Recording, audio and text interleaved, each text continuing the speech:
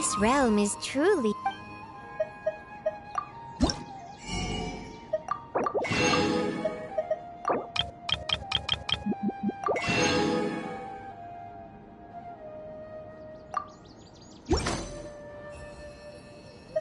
If you ever have any questions about the realm within, you may ask me.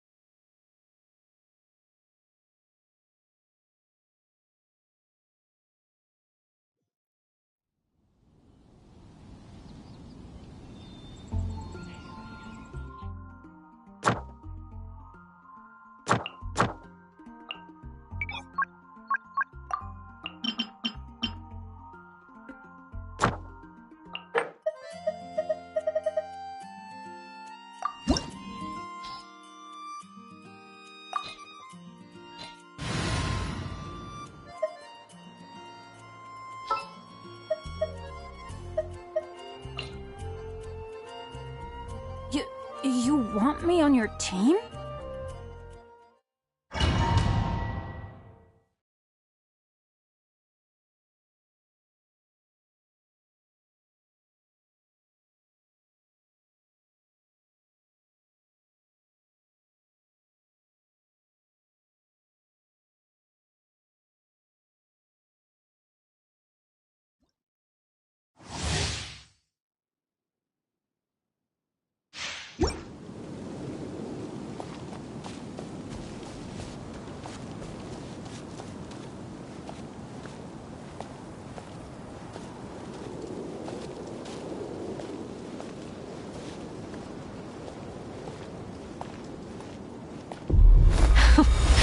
Afraid?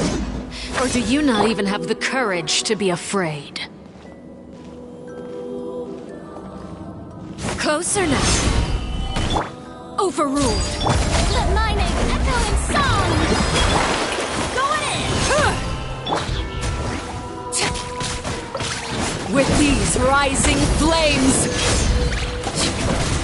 Now that's more like it.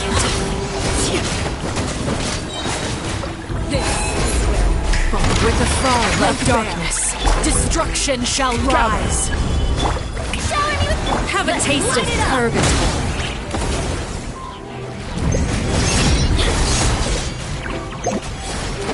With these rising flames.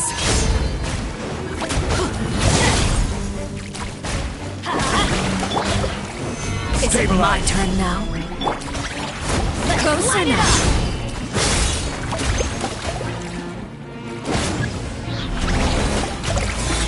The countdown has begun.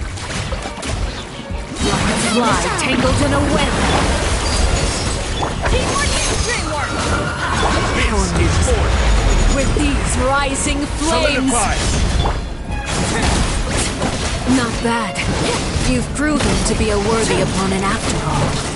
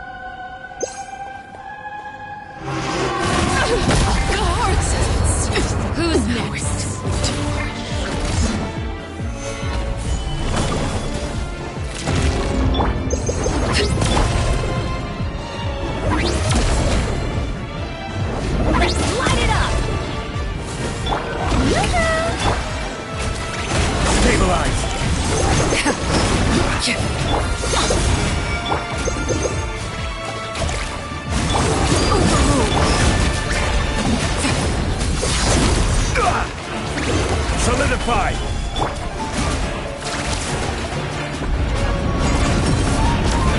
The sun and moon have set. Only ruin remains. You struggle in vain. Gather!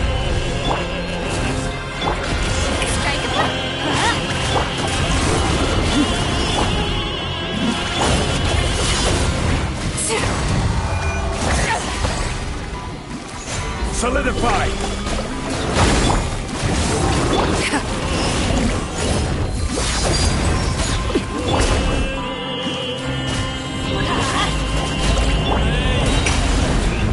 Witness my wrath. Your punishment made manifest.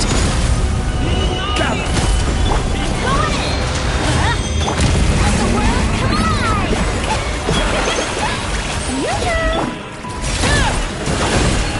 Sundown is only the beginning.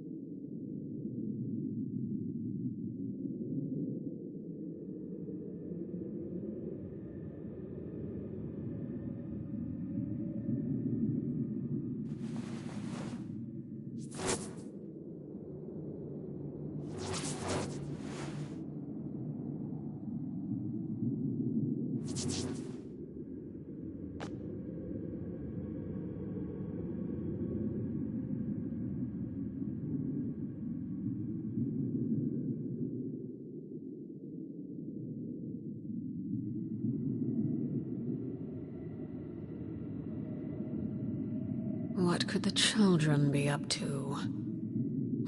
Never mind. Let them do as they please.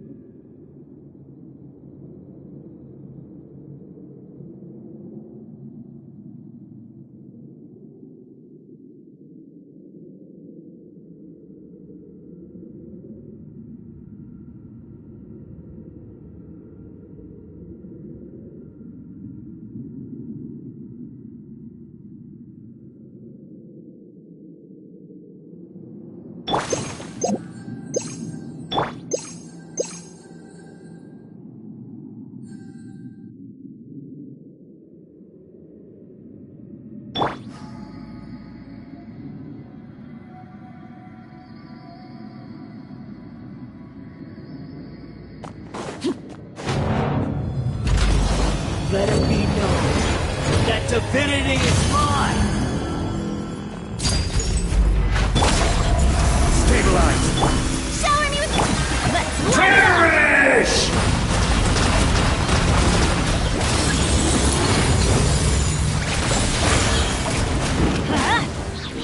Teamwork is Churn!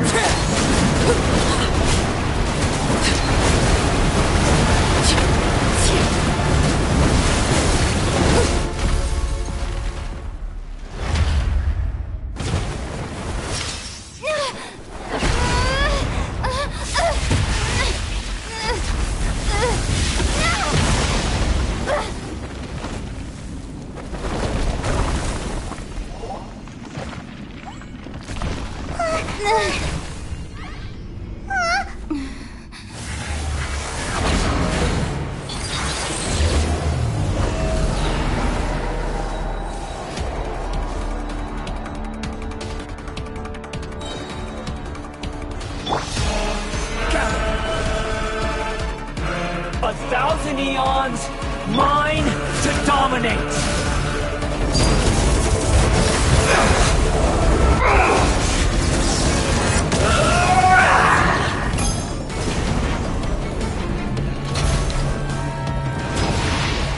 Burn to oblivion!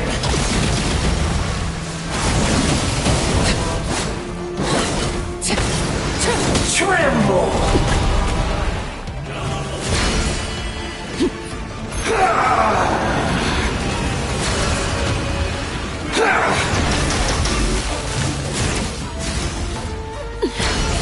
Commendable. Kneel! Children. Now, your eyes have been opened.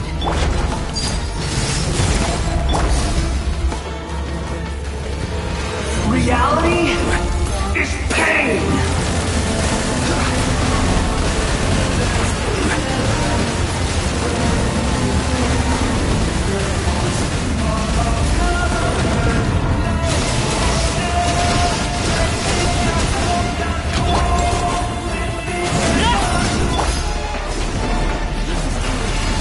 Kneel!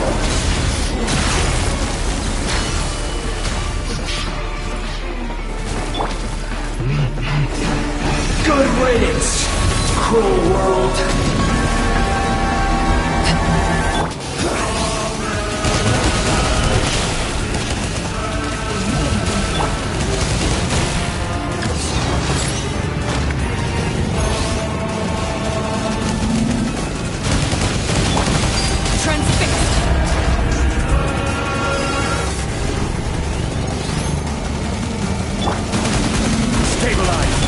Let's light it up!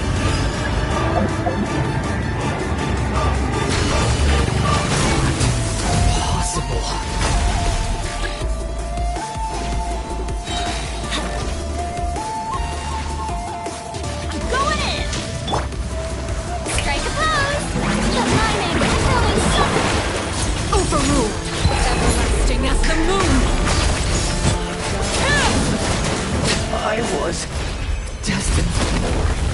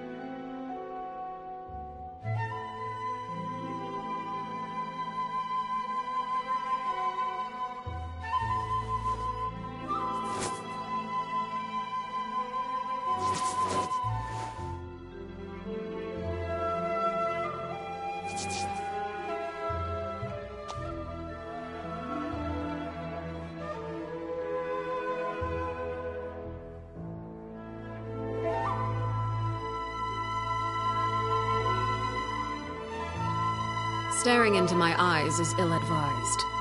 I can't promise you'll like what you see.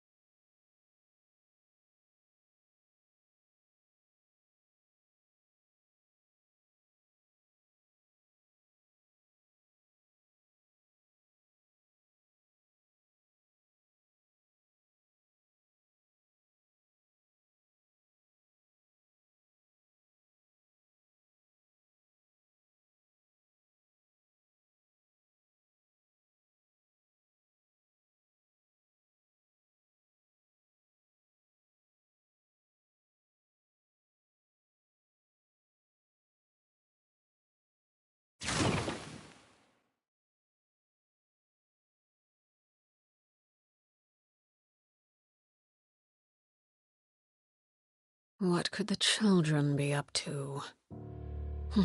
Never mind. Let them do as they please.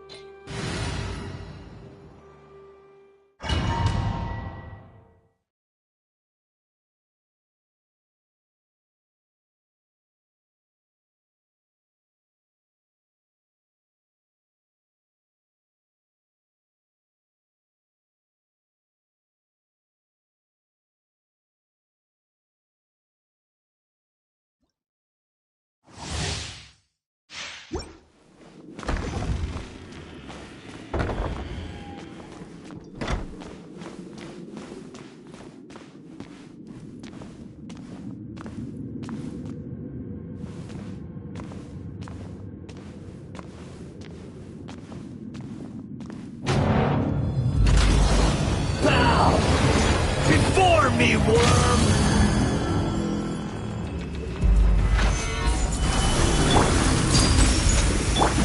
Shower me with... Huh? Everybody stand back!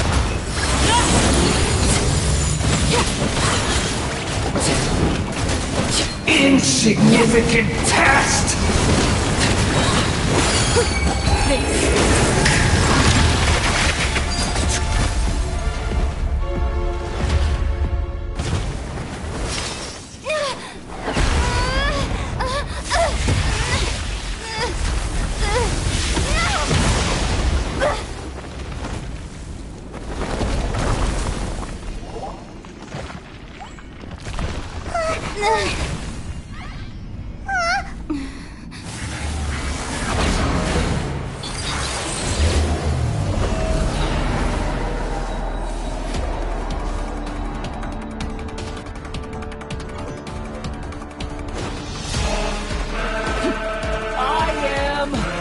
All-knowing God!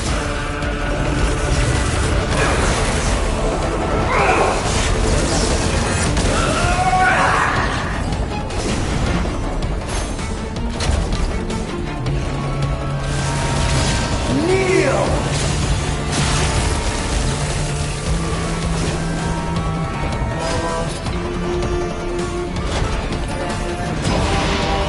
Burn to oblivion!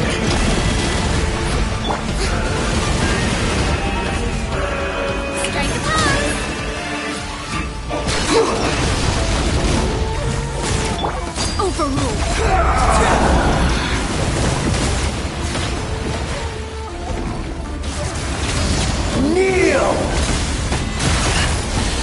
My turn. Now, your eyes have been opened.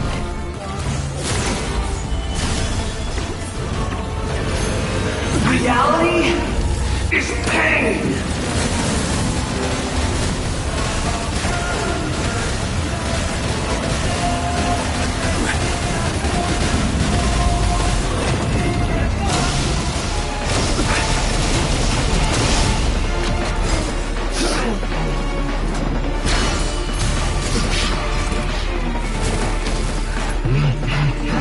Good riddance, cruel world.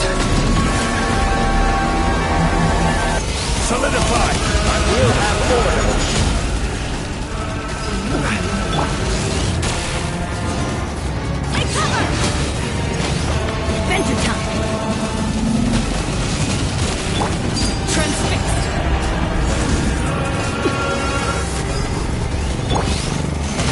neutralized!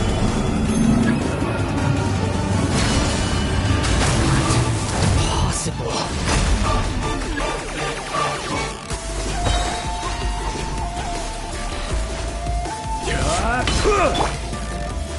Everlasting as the moon! Overruled! Go in! Let's light it up! Let the world collide!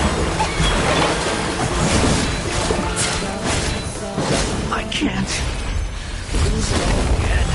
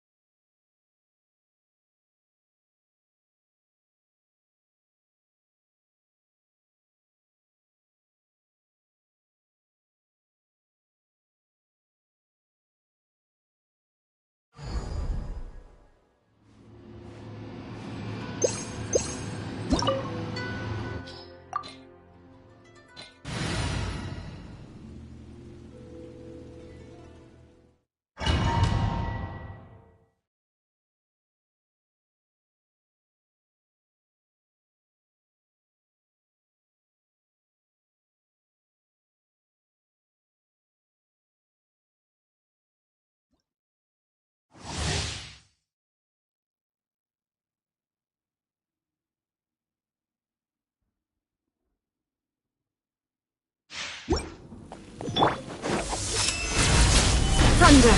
Order guide you! This world, a fleeting shadow. Laid bare. Pathetic.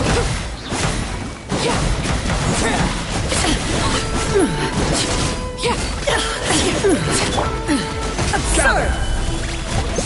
Illusions are but distractions.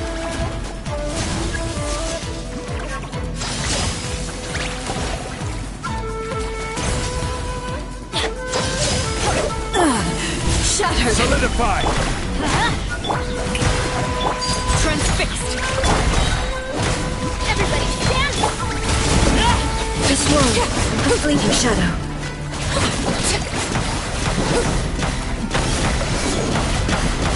Weak, pathetic. Gone!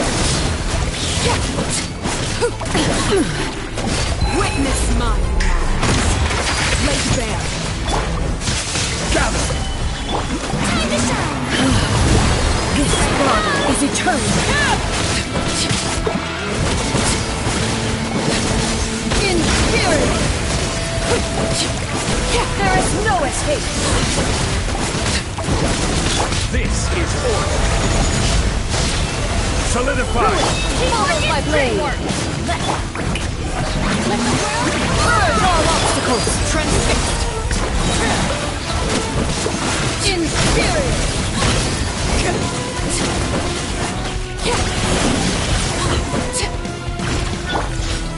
Witness the final calamity!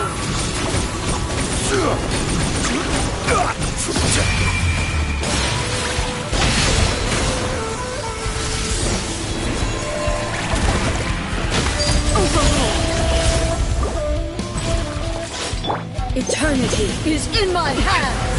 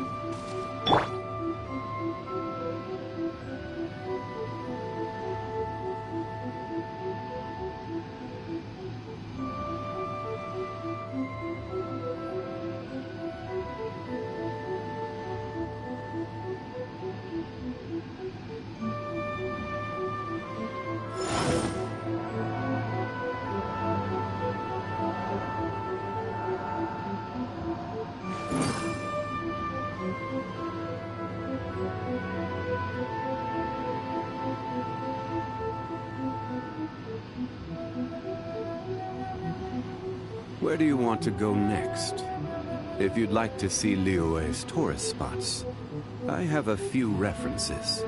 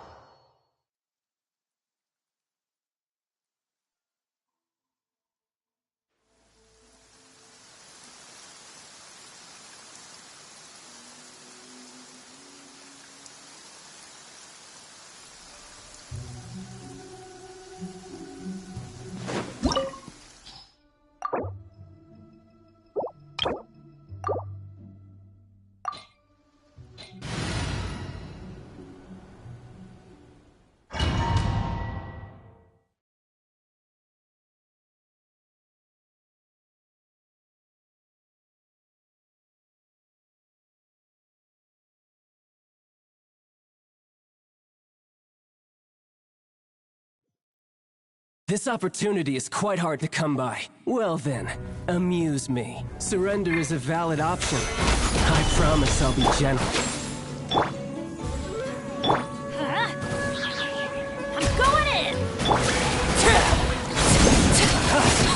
Not bad, not bad. Guess I should take him more seriously.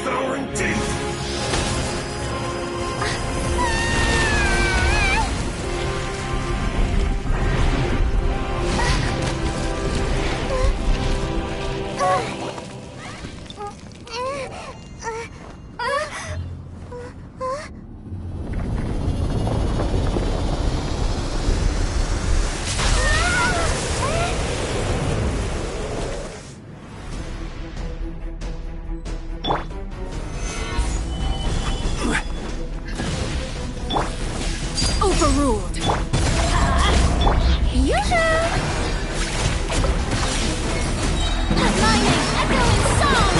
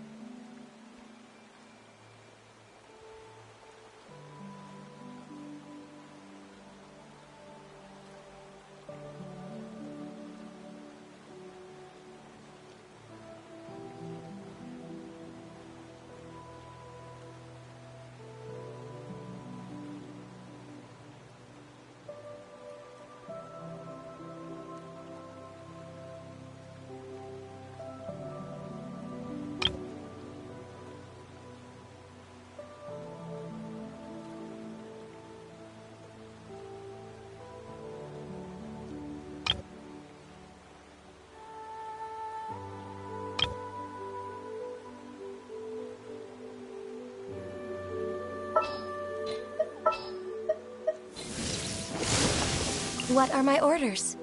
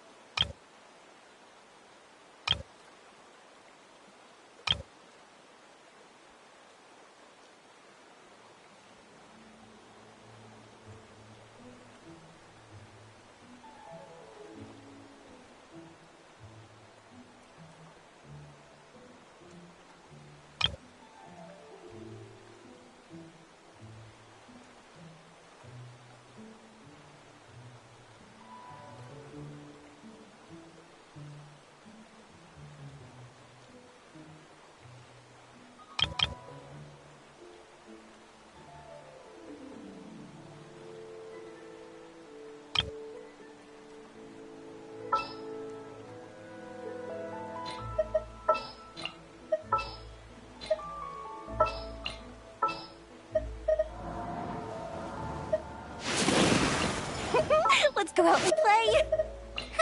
Need my help as usual? Just sharpen my spear! May knowledge guide you. I won't hold you back. Much.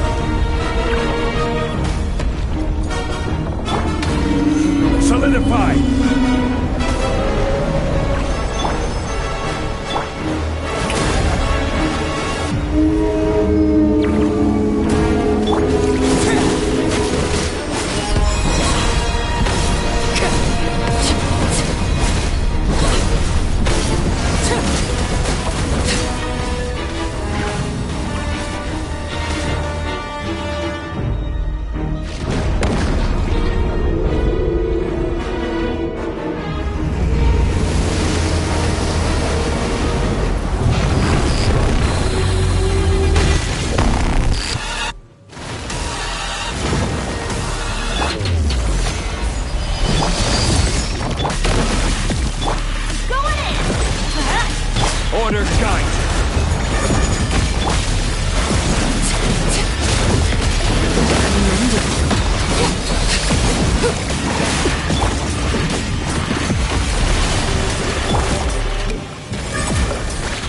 Let the world collide! Overruled.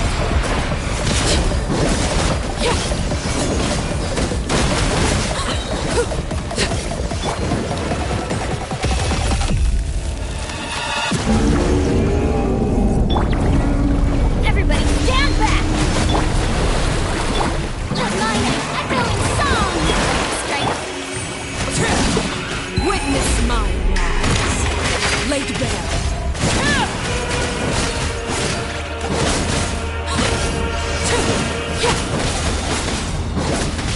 I will have order.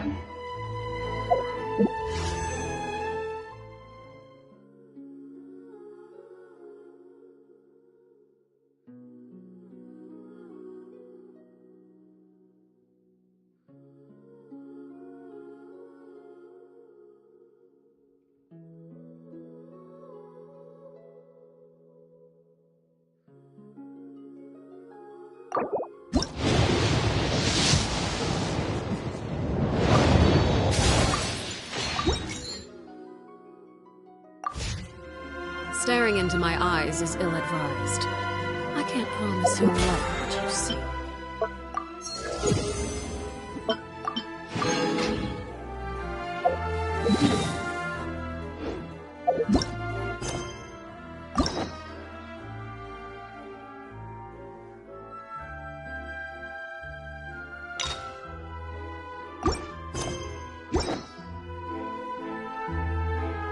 Time itself is a silent song.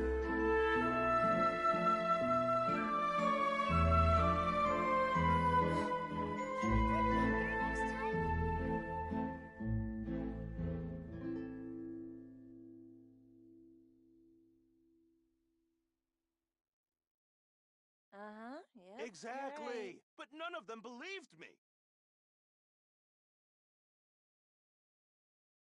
Time itself is a silent song.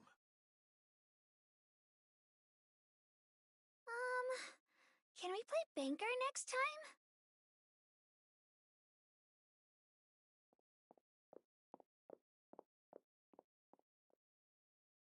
Exactly! Error. But none of them believed me! Yep. An you're antique's right. value is in the eye of the beholder.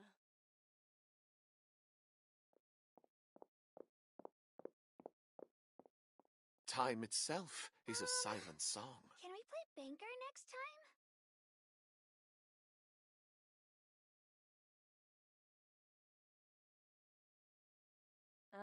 Yep. You're right. Exactly! But none of them believed me!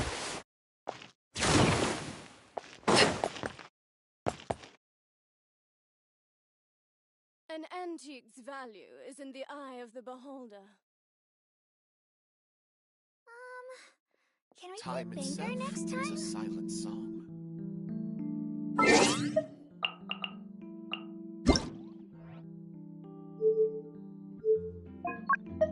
Paimon coming in! Paimon coming in! Is this level okay? Can you hear Paimon?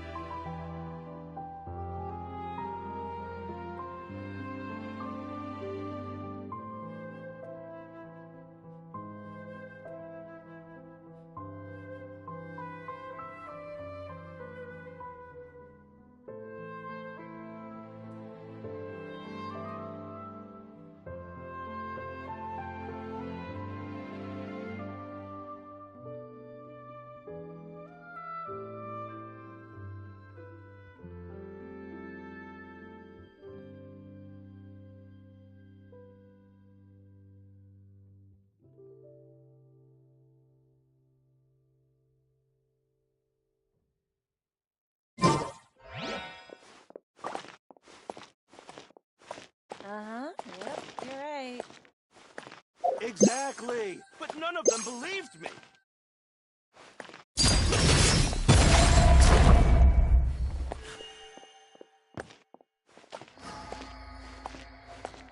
An antique's value is in the eye of the beholder.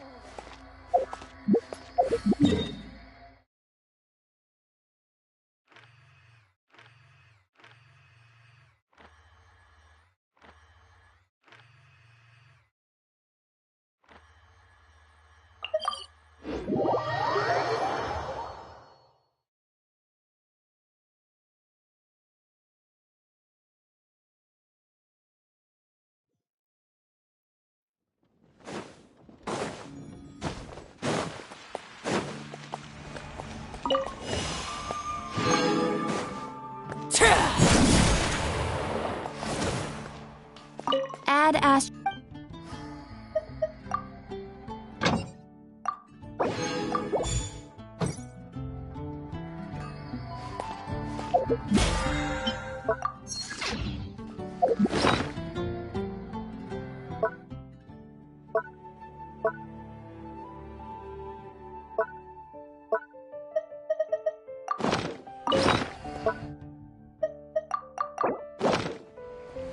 Come take a look. There will definitely be something that catches your eye.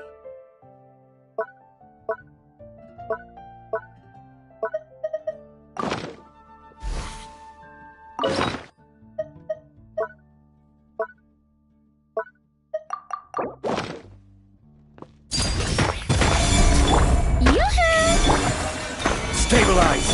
Let's light it up!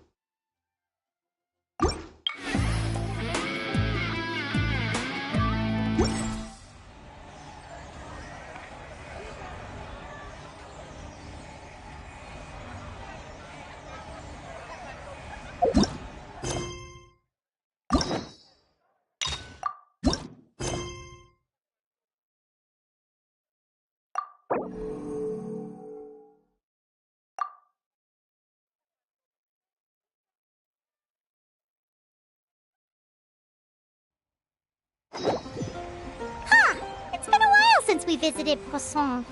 Maybe we should head over and have a look around.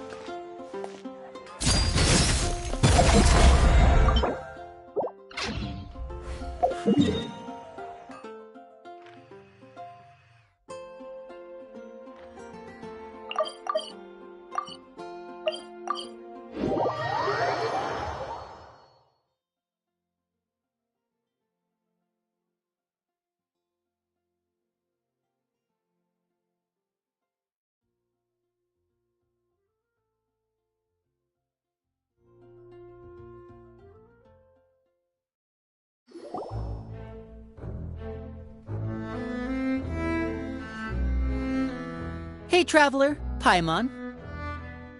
Oh, Paimon knows that voice! Over here.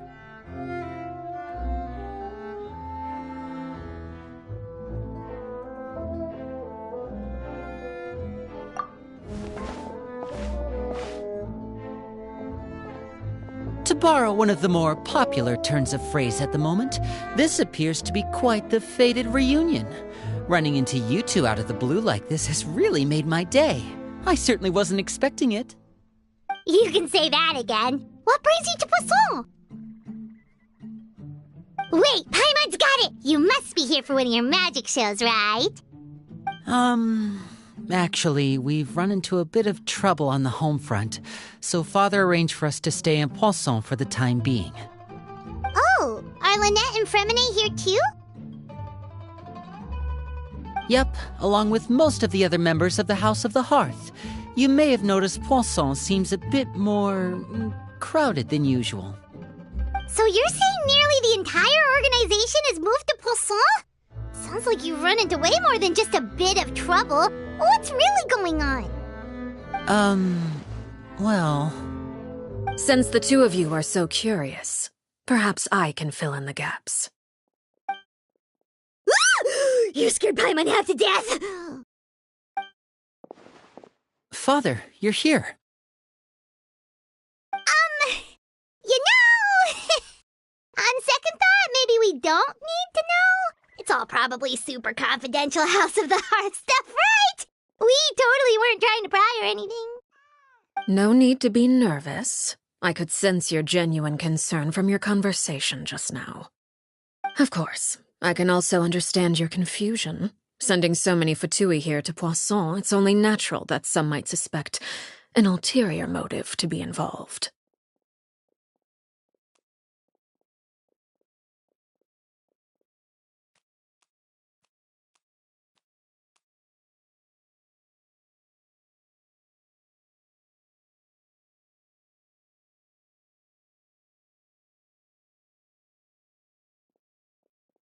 I understand.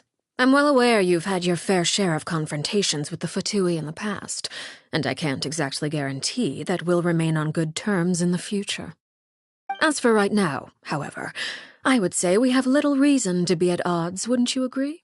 The House of the Hearth could stand to be more open with those who have worked so closely with us in the past. As for the issue at hand, well, it hardly relates to any ulterior motive. To be frank, it all stems from a certain rumor circulating around the House of the Hearth. It's an internal matter. What sort of rumor? A rumor that a certain phantom child is hiding away in the House of the Hearth.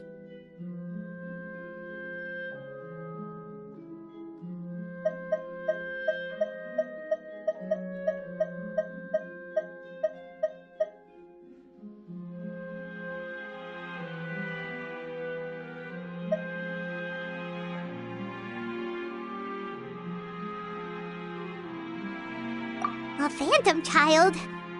Ooh, just hearing the name is giving Paimon the creeps. A spirit that should have long ceased to exist is lurking in the shadows of the House of the Hearth. So I decided to bring the children to Poisson before continuing to investigate the situation. I expect I should be able to track down the spirit fairly quickly. After that, it's just a matter of resolving the situation, if you will. It shouldn't be much trouble at all. If you're curious, or if you still have some concerns, it might be advisable to stick around for a few days. I'm sure the children would be exceedingly pleased to welcome some visitors. Lenny, I'll leave you to entertain our guests. I have some matters to attend to. Of course, Father.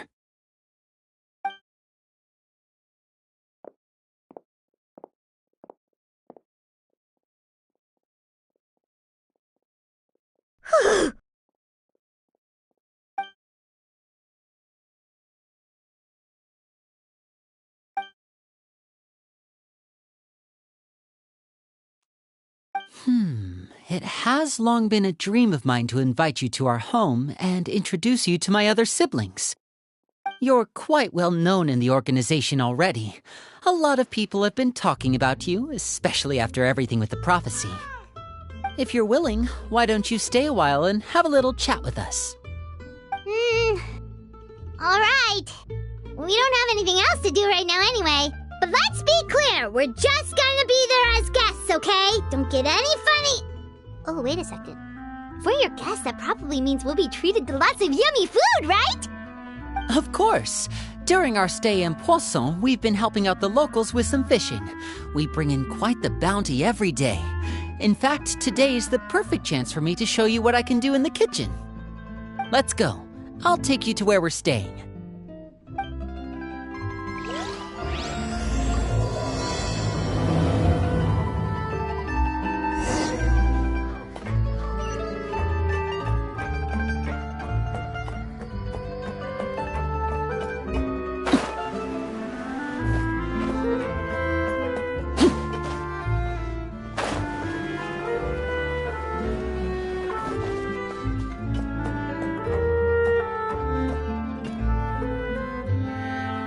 We rented this house from one of the locals to use as a temporary base.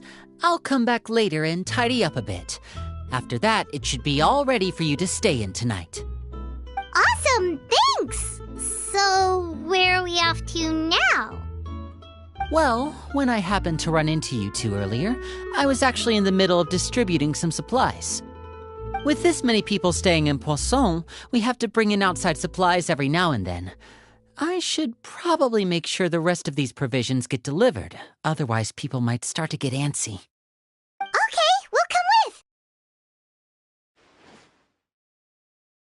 There are all sorts of rumors about your organization floating around out there. Paimon's not sure if she could even take a wild guess as to what's true and what's not. But now that we finally have the chance to see a day in the life of the house, we can take a good look at how you operate!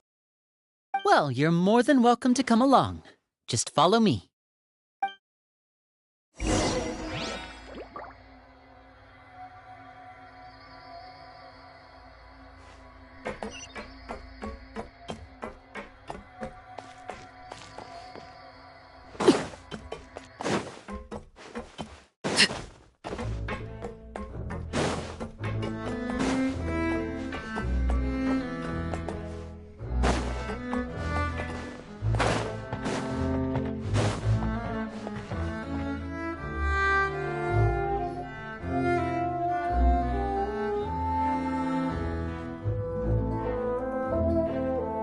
Lenny! We're finally here.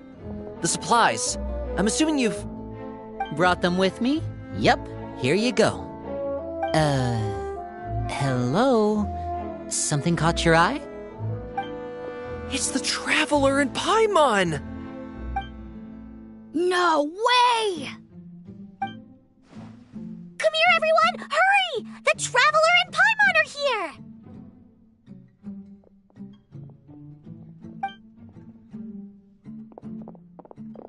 One at a time, please. Don't crowd around them all at once.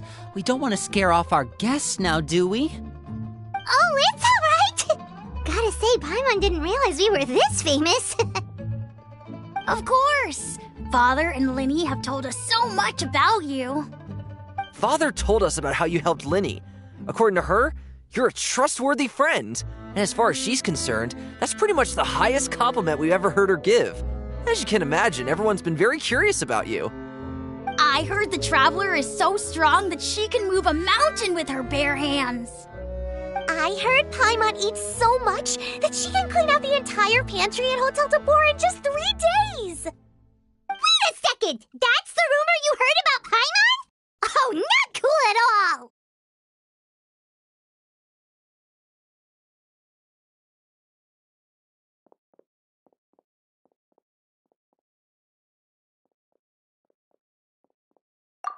right. When guests visit, you're supposed to give them gifts and stuff, right? Oh, we don't need something like that. Besides, we don't have anything to give to you. Come on, we insist. I can give you some of my new potions. Just pick your poison. And by that, I mean medicine or actual poison. I've got both. Huh? Or maybe Shaplo can teach you guys about stealth. He's super good at it. He's never been caught. Ah, now that's not a bad idea. I know you usually prefer to fight head-on, but it never hurts to expand your bag of tricks, right? When it comes to eliminating your enemies, staying quiet can go a long way. Trust me, I would know. I was poisoned not too long ago, and I'm still dealing with the after effects. So I'm not quite as good as I was before, but I can still give you some pointers. Wait, when you said gifts, I didn't think you meant poison and stealth tactics. But those are the best things we can give you. You don't like them? Ooh, how about this? Tell me the name of someone who really annoys you, and we'll teach him a lesson for you. All right, Fold, Selwar. I think that's enough suggestions for now. When it comes to being a good host, it's the thought that counts. You don't need a physical gift to make our guests happy. In fact, pestering them with suggestion after suggestion might make them more annoyed than anything. I would say your enthusiasm has certainly gotten across. Really?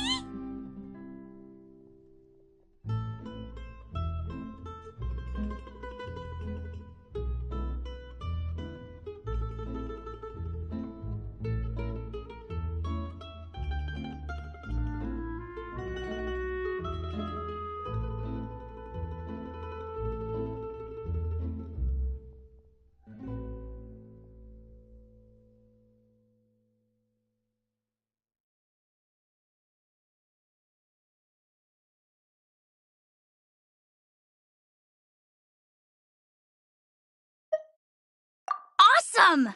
It's been so long since we have had guests to play with. If there's anything you need, just let us know. Yeah, especially if it's poison or something. I've got all sorts of potions for that. Well, we'll talk to you all later. We've still got supplies to distribute. All right, see you later.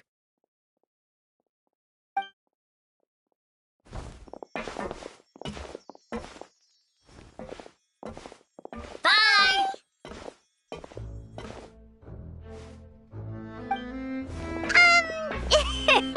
Lenny, about all that poison and stealth tactics talk just now. Scared you, did it? That kind of talk comes with being part of the House of the Hearth. When Foltz was really young, he strangled all of his family pets, just out of curiosity. He was labeled a dangerous problem child and was abandoned by his family. Elwar has an unnatural obsession with potions. Father has forbidden her from trying all the different concoctions she comes up with, but she still tries to test them in secret. You really have to keep an eye on that one. Chaplot is around my age. While I'm mainly responsible for collecting intelligence, he handles surveillance. He's very passionate about his work and has no reservations about taking on some very difficult missions. I know you two probably aren't used to that kind of talk, but I can promise you they only had the best of intentions. Things like stealth tactics and developing different poisons, they really mean a lot to them. They were just trying to share the best of what they could offer, that's all.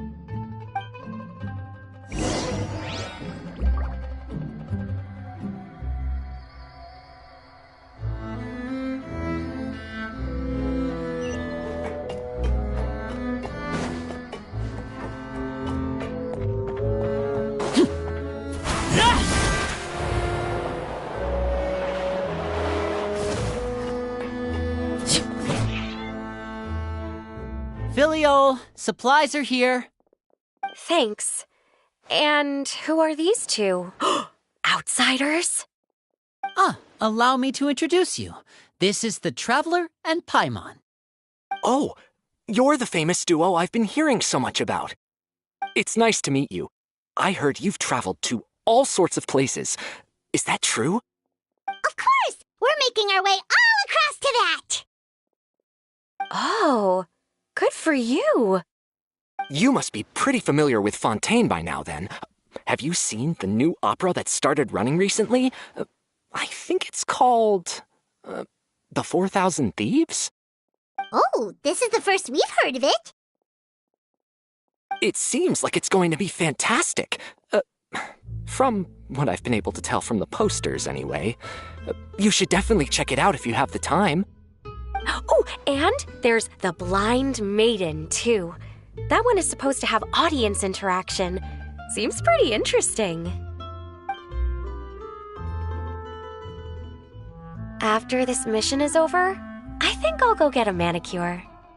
Oh, maybe I should dye my hair.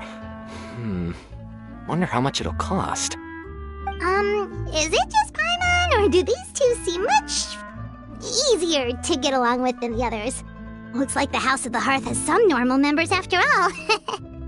I heard that. Oh! Oops. I'm guessing you're referring to Foltz and the others? Yeah, we're definitely not all like them.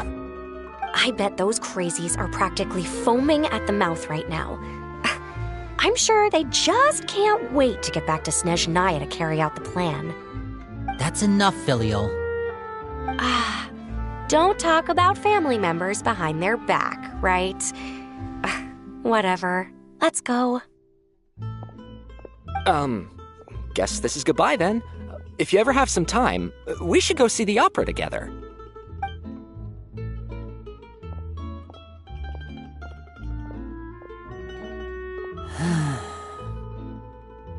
Well, that's it for the supplies. We should probably head back as well.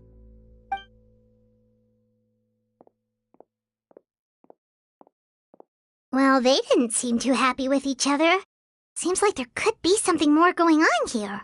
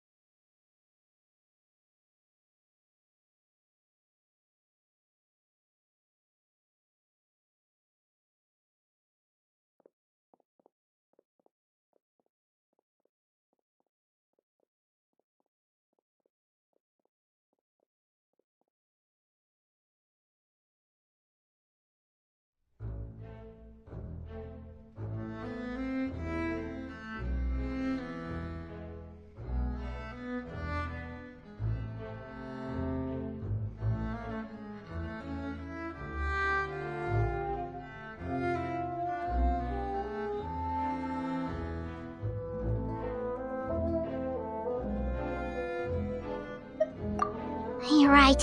We're only here as guests after all. Oh, Linny's getting super far ahead. Come on, let's catch up.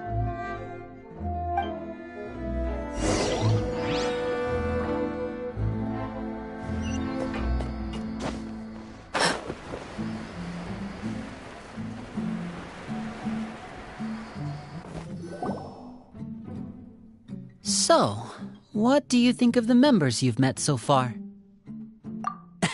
Well, Father is always encouraging us to be strong-willed and independent. So if there's one thing we've got, it's people who aren't afraid to speak their mind.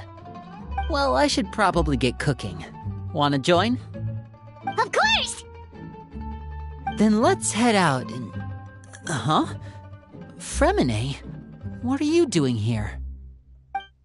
Fremine, nice to see you again! You too. I heard you're here as guests of House of the Hearth.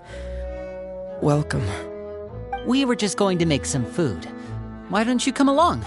I could use some help in the kitchen, and I seem to remember you mentioning you wanted to make seafood soup for the traveler in Paimon. Seafood soup? Oh, Paimon's drooling already. Were you looking for something just now, Fremine? Maybe I can help. It's nothing. I just wanted to see if there were any extra supplies. Yeah, we've got some left over. What do you need? Some food and water, and some clean cloth, if possible. No problem. Give me a second here. Food, water... Wait a minute. What do you need all of those for? You're not on any missions as far as I'm aware, and you were just going to come eat with us. So what's this all about? I thought I'd grab an extra portion because I get hungry at night. Could be because I'm growing, you know, and... Fremine, you remember what I told you? You're not like me. Your lying skills still need some work. Tell me what's going on. Is it really bad enough that you have to keep it from your own brother? Maybe it'll be better if we gave them some space.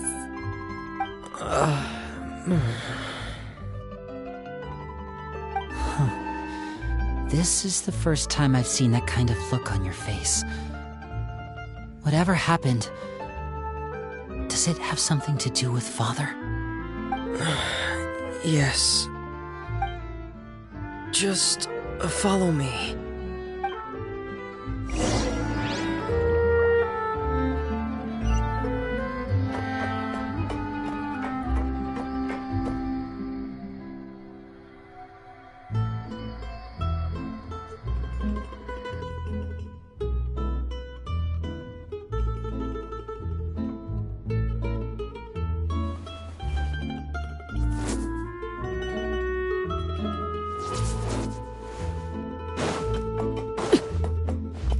I need to find something to do with myself.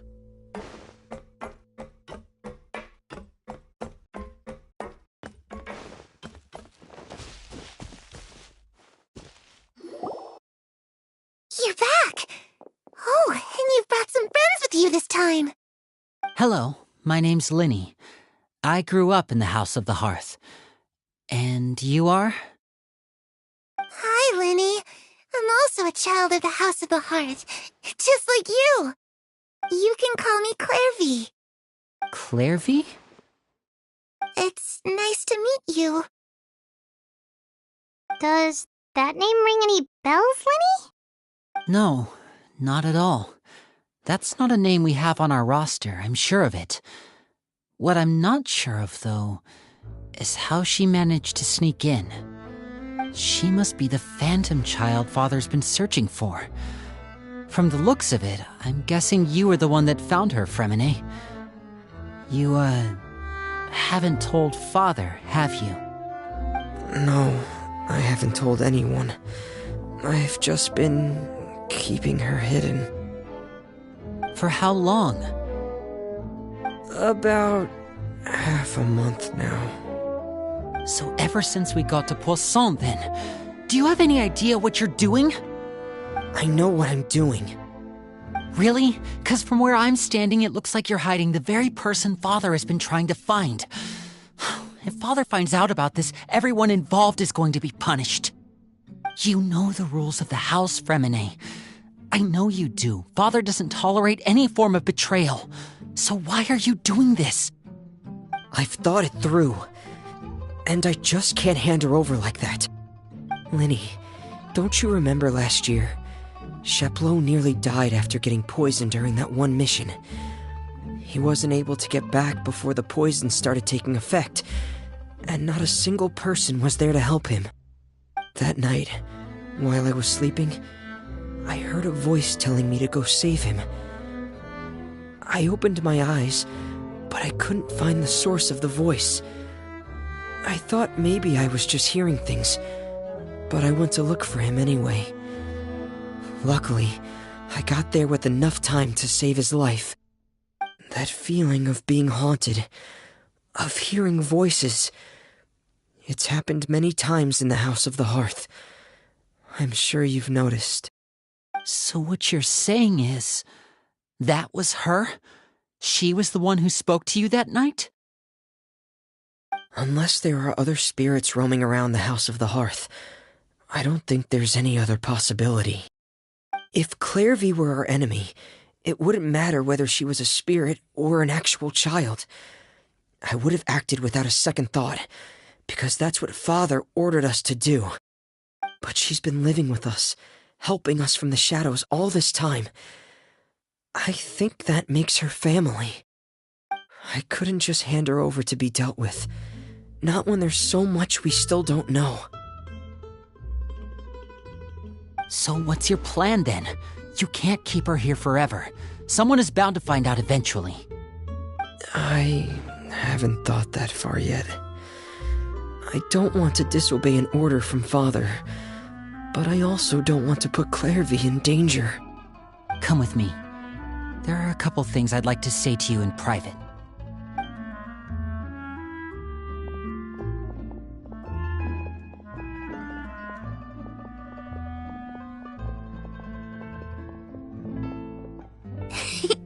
Those two sure care a lot about each other. Well, they got a funny way of showing it. From where Paimon was floating, it sure seemed like they were about to bite each other's heads off. No way! They have a really deep bond. I could tell right away, because I also have a friend like that. I just don't know how long that kind of bond can last. The darkness in the house runs deeper than you can imagine. No one can get out alive.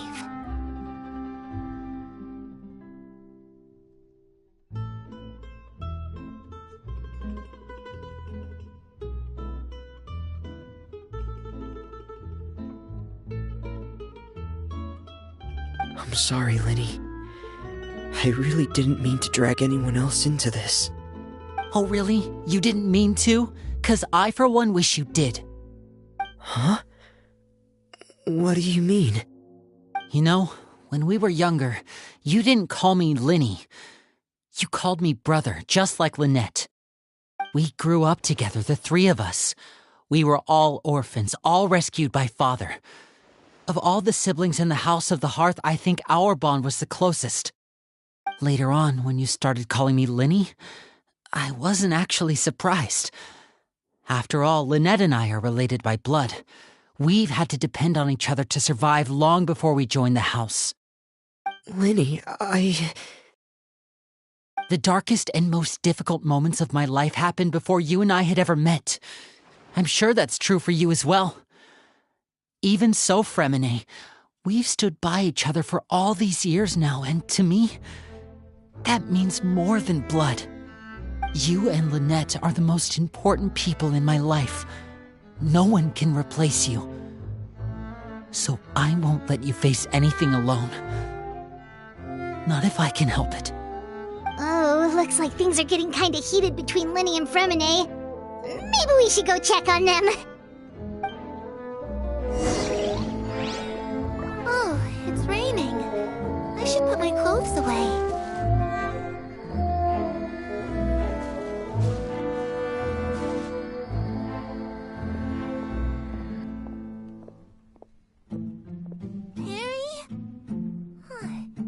Looks like she's not here either.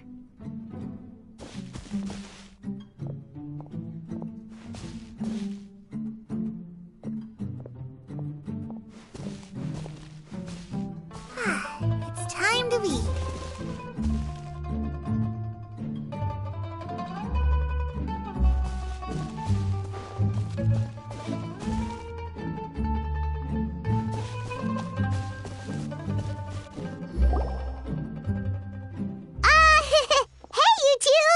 Hope we aren't interrupting anything. Like a fight, or... Oh, wait a minute, Fremine. You're not crying, are you? Is everything all right?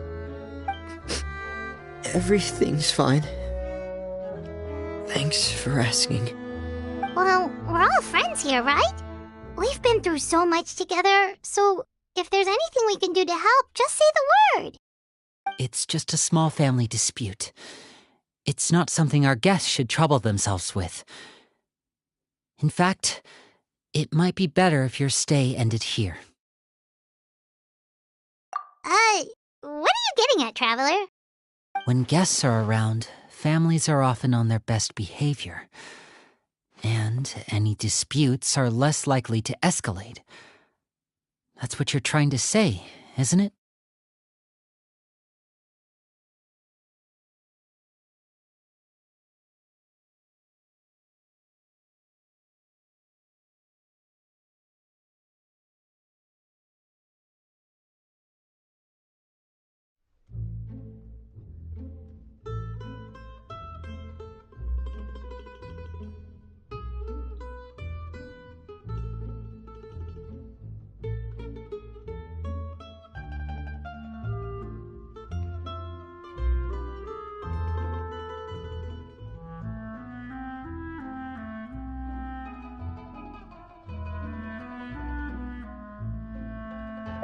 I just... Thank you. I was really hoping to keep you out of it. But even if I could think of some other reason to turn you away, I'm not sure I could convince you. I know things could turn dangerous, so I promise you this. From now on, I'll protect you like my life depends on it. Me too. Well, back to the matter at hand then. If we don't plan on handing Clarevy over to Father, then our only other option is to solve the mystery of her identity before Father is able to track her down. That means finding out where she came from and what she's doing here. Then we can send her on her merry way and pretend like none of this ever happened. I've tried that already. And? And... nothing. I tried taking her somewhere really far away, but... after some time, she just reappeared. She even came with us all the way to Poisson. It seems like wherever the house is, she follows. I don't know much about spirits. Do you two have any ideas? Let's see here. Paimon remembers hearing something like, if you fulfill a spirit's last wish before they died, they'll let go of whatever's keeping them here and return to the ley lines. Oh, it's just that Paimon doesn't really remember where she heard that, so it's not guaranteed to work or anything. Well, sounds like it's worth a shot. Guess that means we should go ask her about her wish. But first, Fremine, I need you to promise me something. What is it? I need you to promise me that this will stay between the two of us. We're the masterminds behind this whole thing. No one else gets involved. Can you do that for me? Of course. I promise. All right. Then let's seal the promise just like when we were kids. Fist bump on 3. Ready? 1, 2, 3. I swear.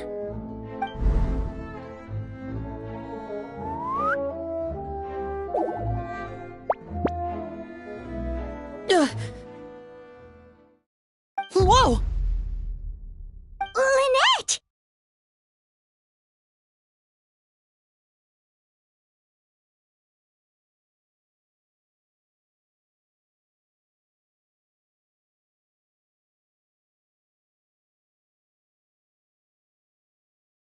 But what a surprise! What brings you here, dear sister? And, when exactly did you get here?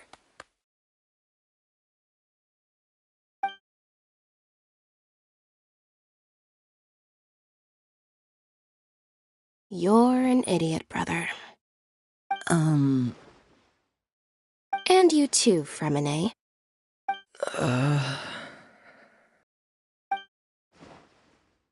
You 3, Traveler. And you 4, Paimon. Wait, what did we do? I've seen Clarevy around the House of the Hearth before. I hadn't seen her in Poisson, so I figured she must not have come with us. But it turns out you were just hiding her. I heard you talking about your plan. Rather than steering clear of the situation, I'd rather fully join in.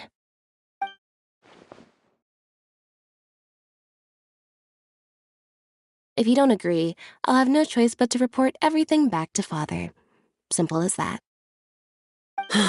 You're not giving us much wiggle room here, Lynette. Well, I guess we're all in this together then. After we talk to Clairvy, we'll figure out our next move. There's no time to lose. Let's go.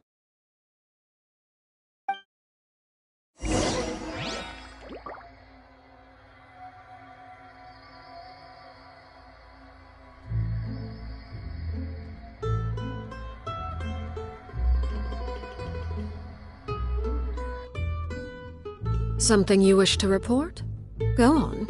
You have my undivided attention.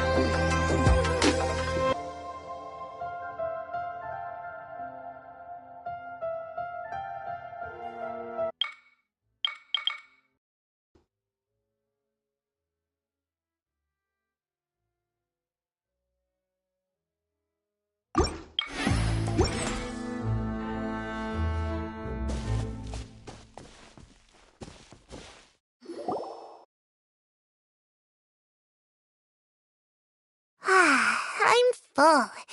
Thank you for bringing me this food, you guys. She said she's full, but the food doesn't look like it's even been touched.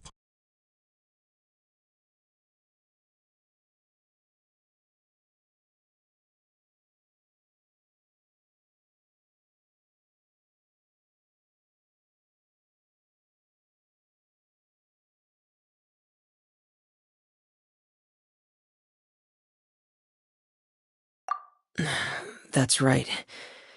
Based on what I've been able to observe, it doesn't seem like Clairvy can interact with the physical world at all. Still, when she's presented with food, she'll always linger around it for a good little while.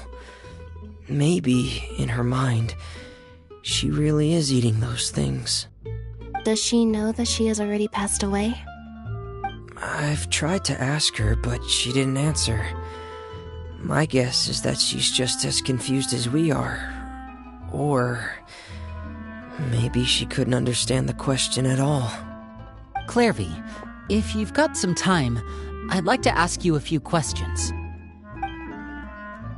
Sure.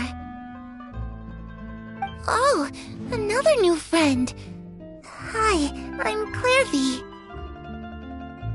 Hello. Clairvy, how did you join the House of the Hearth? Huh? Isn't it the same for everybody? The Knave brings you here and then you can't leave. It's just that your name, it's not on the roster. And I've never seen you before. The roster? Oh, I get it now. I think there might be some things you don't know about this place. The people in charge, they're not as nice as they look. They say they keep a roster, but it's not complete. There are a lot of people who aren't on it, and never will be. In this house, some people are family, and other people are just test subjects. Those kinds of people aren't ever going to get a place on the roster, unless it's the roster of people who've been executed.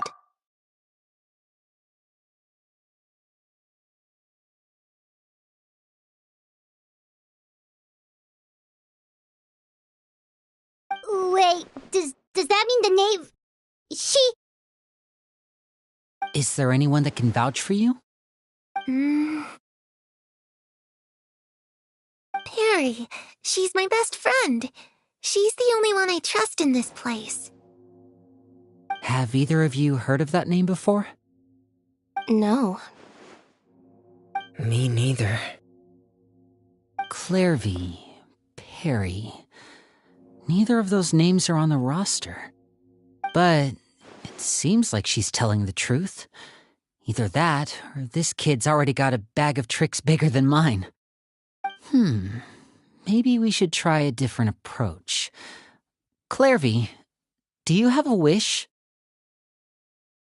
A wish? It can be anything you want. Just imagine. It's your birthday, you're blowing out the candles, and your wish is...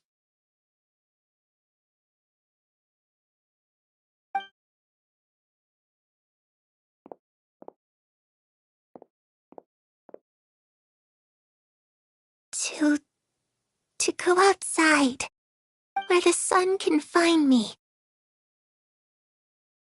That's it? Well, that sounds easy enough. The darkness in the house runs deeper than you can imagine. No one can get out alive.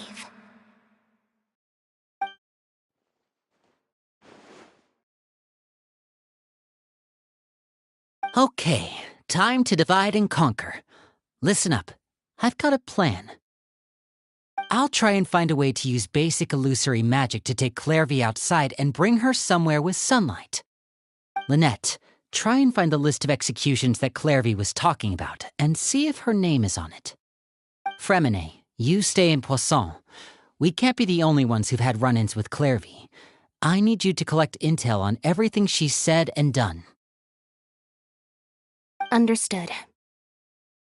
I'll try my best. what about us? What should we do? I really appreciate your willingness to help, but this is a family matter. I don't want to drag you in too deep. It's too risky. Let me think. Since Father considers you to be guests, maybe you could stick by her side for a little while. You don't need to do anything except keep up some nice, casual conversation. Ah, Paimon gets it. You want us to distract her. I'll give you a magic bird. If Father suspects something, all you need to do is release it when she's not looking, and it'll alert me that something's wrong. Of course, that's only as a last resort. If Father doesn't seem to notice us, there's no need to make contact.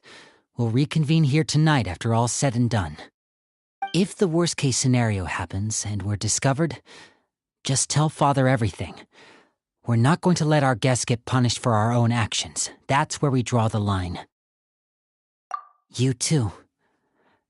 Okay, this is where we part. Father should be at the beach nearby.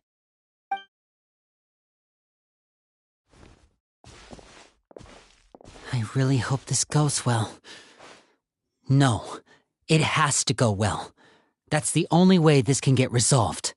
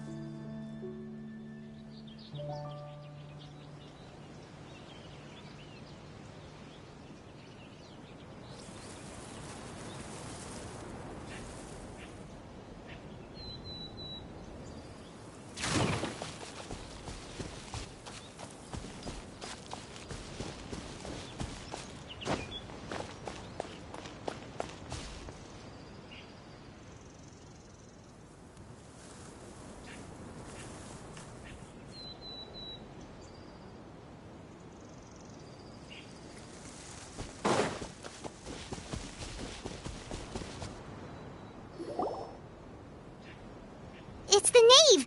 And... child! Hey, aren't you supposed to be in Snezhnaya recuperating?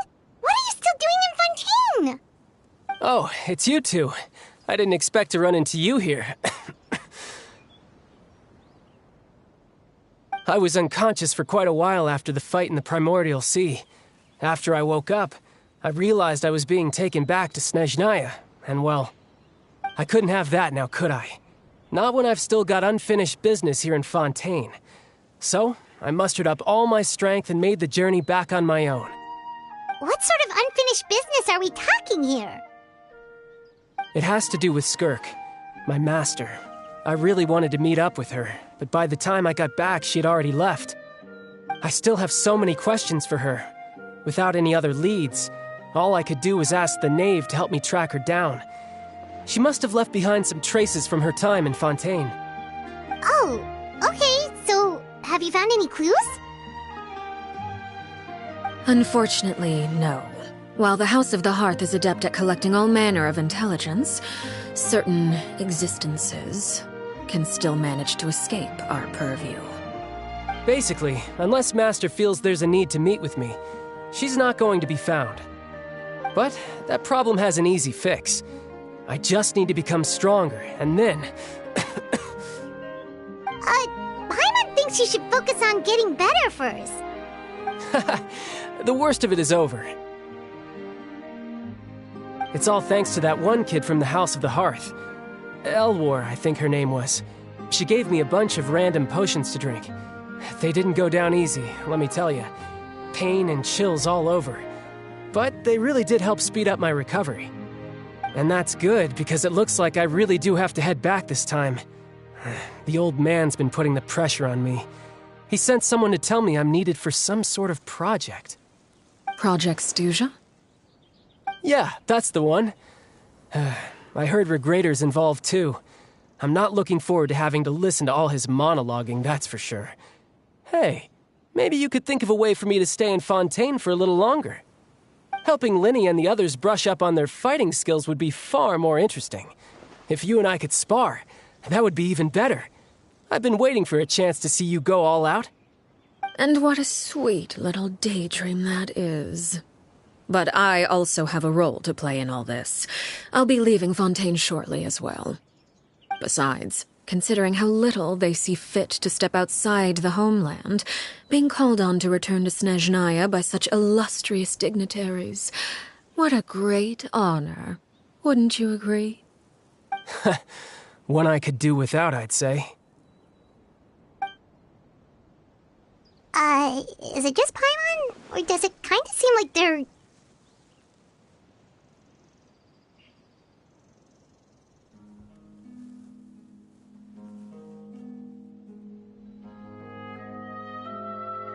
So, dear guests of the House of the Hearth, to what do I owe the visit? Well, we just...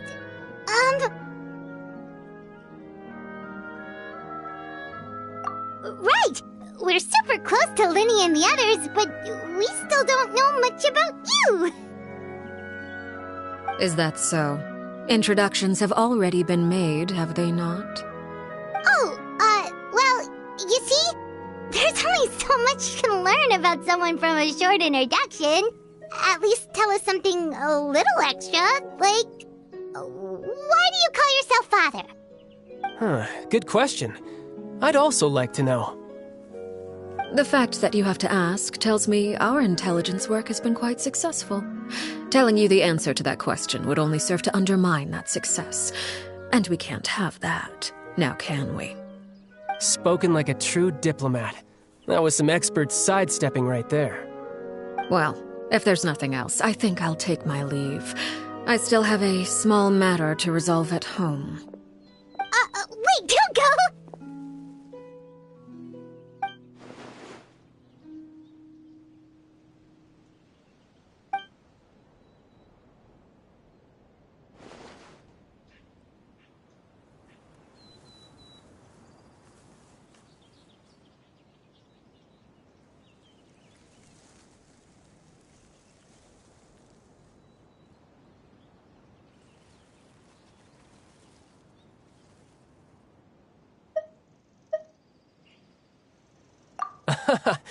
I'd also like to hear the answer to this.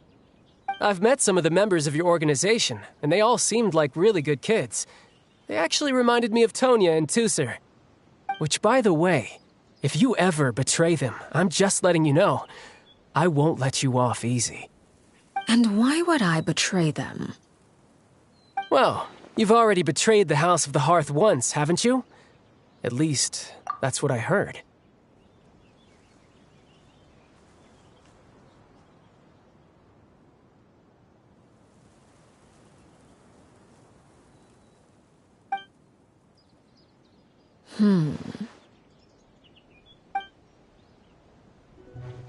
Okay, I admit. That's just what the old man told me. The rooster, I mean.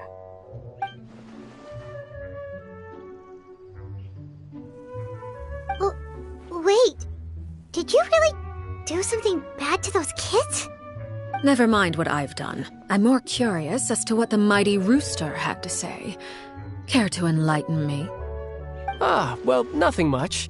Just some stuff about you taking out many other members of the House of the Hearth, and even going so far to attack your own family. I see. Oh, based on your reaction, I'm guessing it's all a bunch of lies. Hardly. I don't appreciate his particular turns of phrase, but I suppose he didn't say anything untrue.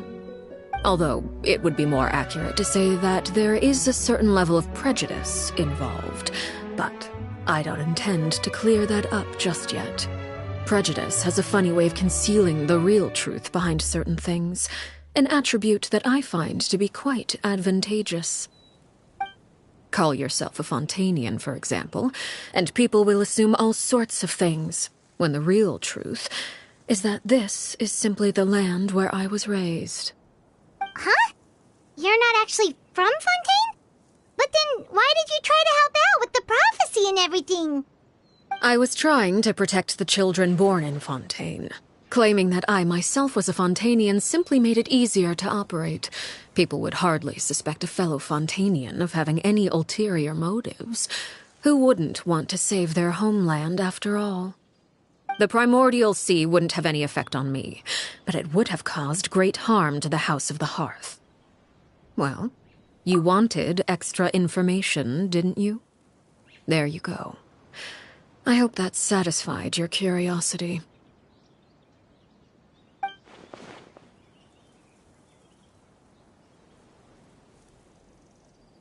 So, you stayed in Fontaine for the kids. I guess I was wrong to believe you'd betray them. Apologies. Looks like I was holding on to some prejudices myself. Good. Like I said, I like it when others have misconceptions of me. Actually, while I was recuperating at the House of the Hearth, there was something else that really caught my attention. I heard that members always resolve disputes and arguments with a friendly spar, and the loser has to back down. Seems pretty cool if you ask me. Would also give them plenty of opportunities to hone their skills. Well, that's only a recent development. In the past, such spars weren't nearly so friendly. The losing party would lose everything, including their life. They were that high stakes? Whew, at least that's not a thing anymore. Well, the current atmosphere's not half bad. I'm a bit jealous, actually. You've got so many family members around you, and you even get to live with them. Having a lot of family around means dealing with a considerable amount of bickering and scheming. Once Tonya and Tusser enter their rebellious phase, I'm sure you'll understand.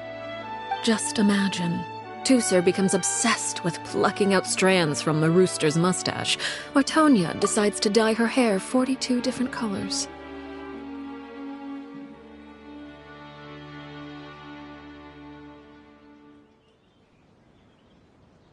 Okay. I get the picture.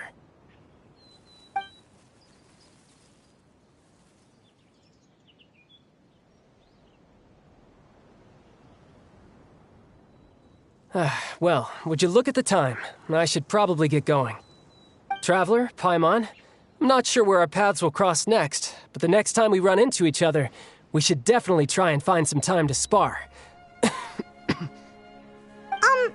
Again, maybe this is a conversation we can have when you look less like you're gonna keel over.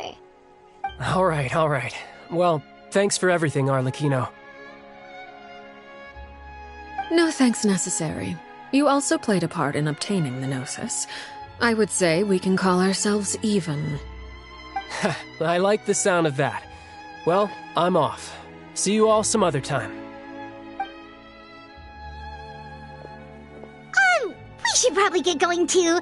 Do you want to head back with us? Oh? You want me to leave so soon?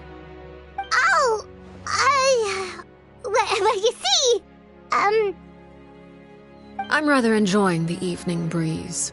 If you don't mind, I think I'll stick around for a bit. I have some things to think about. Apologies for not attending to you like a proper host. Please forgive this slight. I do hope you'll have a pleasant stay. We managed to keep her distracted until nightfall. Good thing Child was there to keep the conversation going. You don't think she suspected anything, do you? Oh, I wonder if Lenny ran into any issues. Let's hurry back and see how everything went.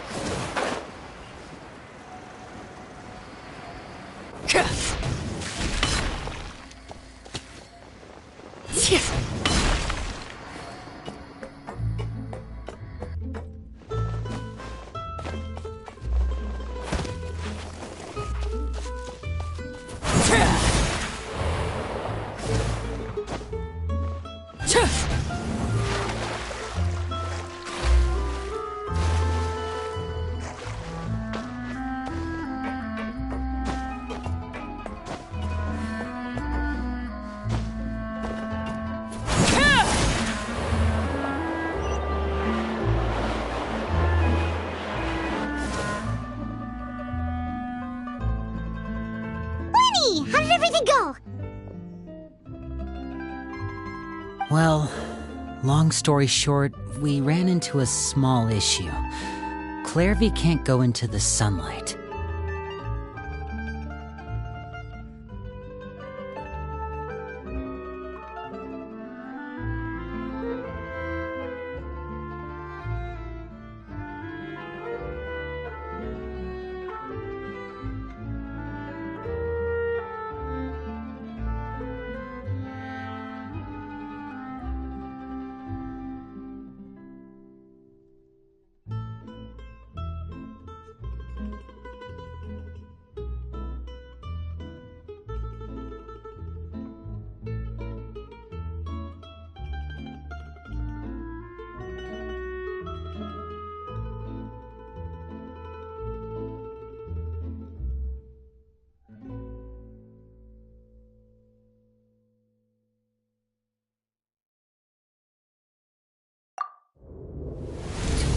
Everything was fine at first.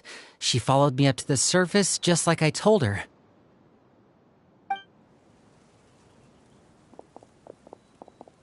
But as I led her out of the shadows and into the sunlight, she vanished. I turned around and there she was, standing at the edge of the shadows, silently watching me. Huh. Maybe she's afraid of sunlight, or... No, it wouldn't be her wish if that were the case.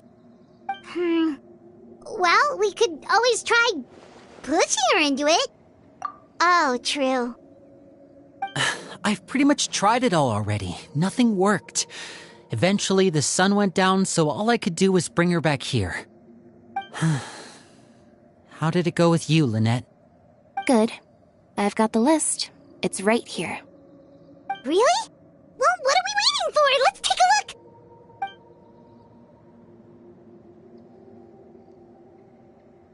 Oh, that's a lot of pages.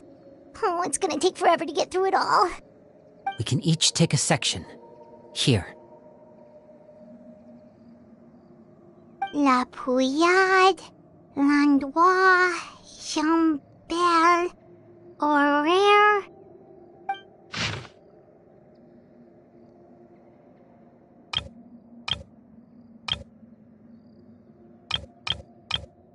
Oh, yikes. That Horaire guy has a huge scar on his face. He's kinda giving Paimon the creeps. I've met him before.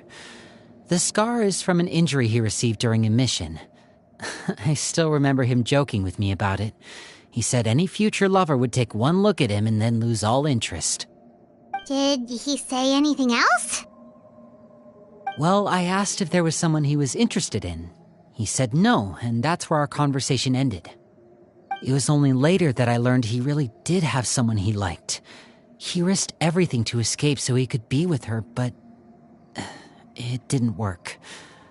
One day, Father asked to see him, and, well, I never saw him again after that.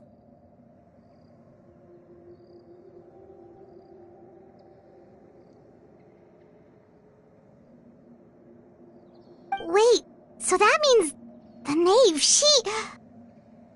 It may seem cruel, but it's just one of the rules of the house. Betrayal is not to be taken lightly. We know too many secrets to come and go as we please. So, if you do try to leave, you pay with your life.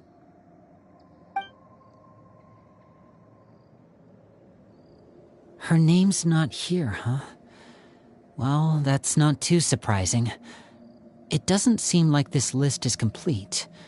It only contains records dating back around 5 years. Let's shift our attention then. Fremine, were you able to find anything out? Fremine. Sorry. I was thinking about something. I managed to talk to quite a few people, but I couldn't help but notice that the atmosphere in the house was a little... strange. Strange? Yeah, I mean, I know there have been arguments in the past, times when people haven't gotten along. Chaplot and Filiol are a good example of that. Oh, those are two of the people that we met while delivering supplies. Paimon can see how they might not get along. They had very different vibes, and their, interests seem to be pretty different as well. That's to be expected, actually. Father brought us all here, shared her knowledge with us, taught us how to fight. That's one thing we all share. But that's also where the similarities end. Not all of us feel the same desire to stay here. As members of the House of the Hearth, we're also considered part of the Fatui. And to a lot of people, that's an identity they never asked for. Certain members get older and realize they want something else for themselves. But considering the rules of the house, most people would never say that out loud. People like Chaplot and Foltz are loyal to Father and her vision. They're proud to be part of the Fatui. Filiol and Nantoy, on the other hand, well, they aren't quite as enthusiastic. These kinds of conflicts have always been there. It's not like Father is in the dark about any of this. Well, that's true.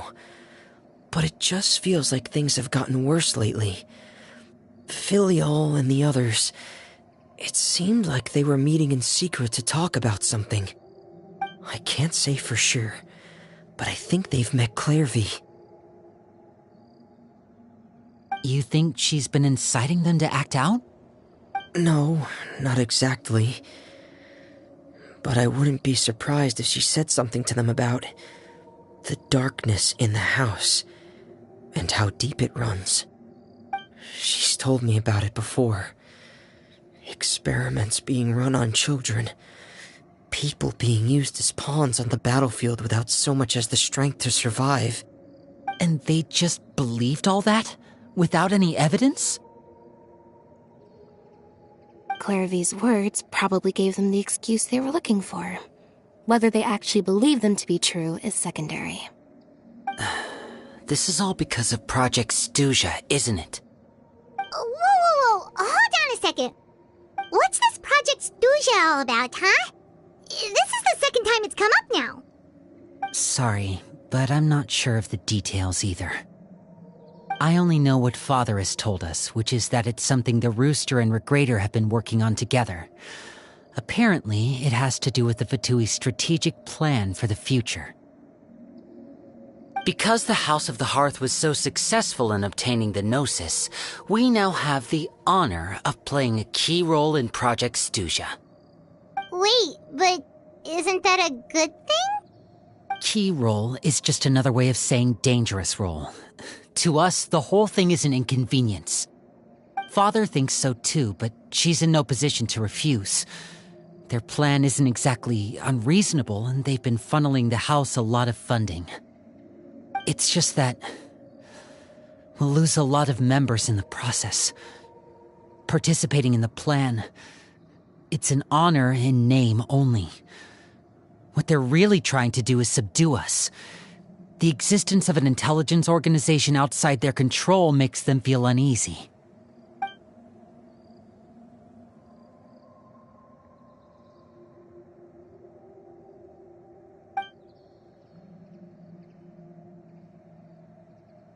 Okay, super complicated top secret Fatui business aside, what does all of this have to do with the conflicts you were talking about earlier? Paimon doesn't get the connection. External pressure has a way of exacerbating internal strife. You can't overlook the power of fear either. People are afraid of dying, and that fear is often the impetus for a lot of stupid decisions. I thought resolving the Clairvy situation would make everything go back to normal. But it looks like things are more complicated than I thought. If we leave Filiol and the others to their own devices, sooner or later, Father will be forced to take action. We can only focus on one situation at a time, brother. You're right. Even if we confront Filiol and the others, it won't do any good. It might even make matters worse. We should focus on Clairvy for now. Well, it's getting late. We should head back and get some rest. We'll try again first thing tomorrow. Lynette, you stick with me this time. Fremine, keep a close eye on Filiol and the others. Make sure they don't do anything they'll regret. Good work today, everyone. Have a good night, and I'll see you tomorrow.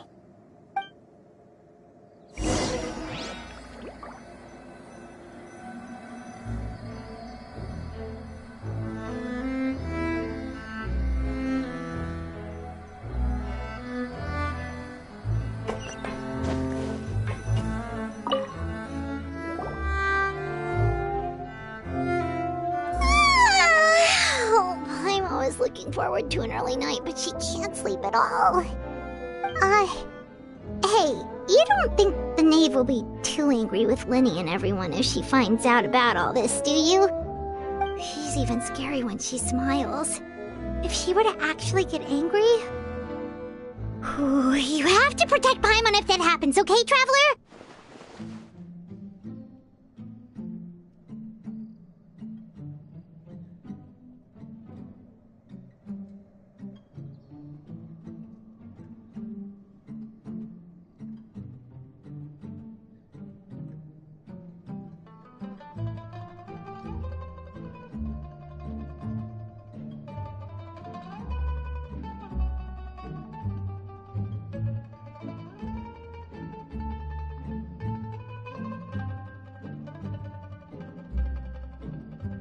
Oh, well, in that case, we should just plan on running away. We'll grab Linny and the others and we can make a break for it as fast as we can.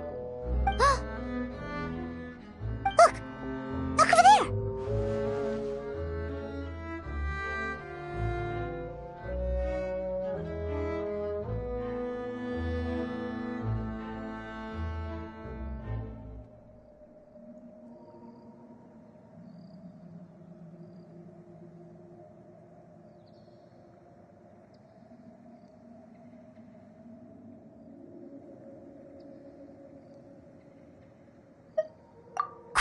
Catch up with her before anyone sees.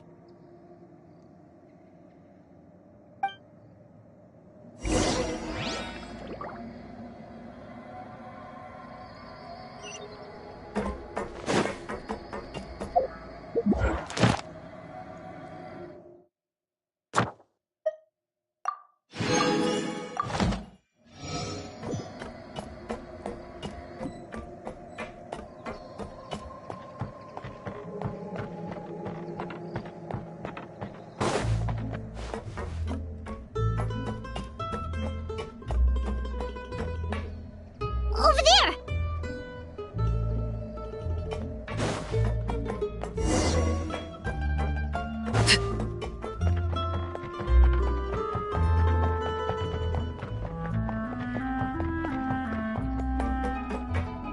Oh, where is she going?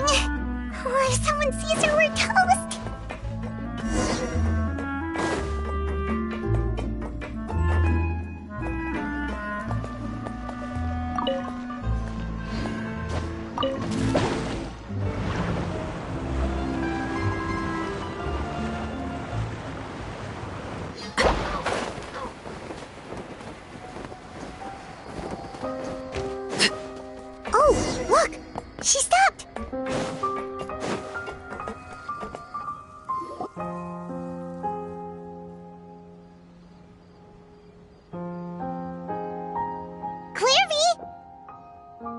Shh.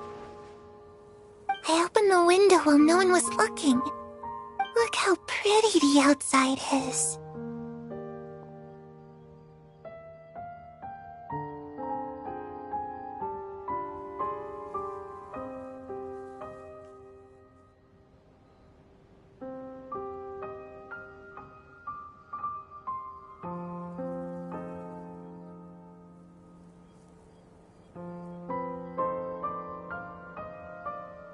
If only I could have more than this.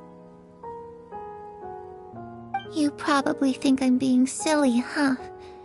All this hopeless resisting?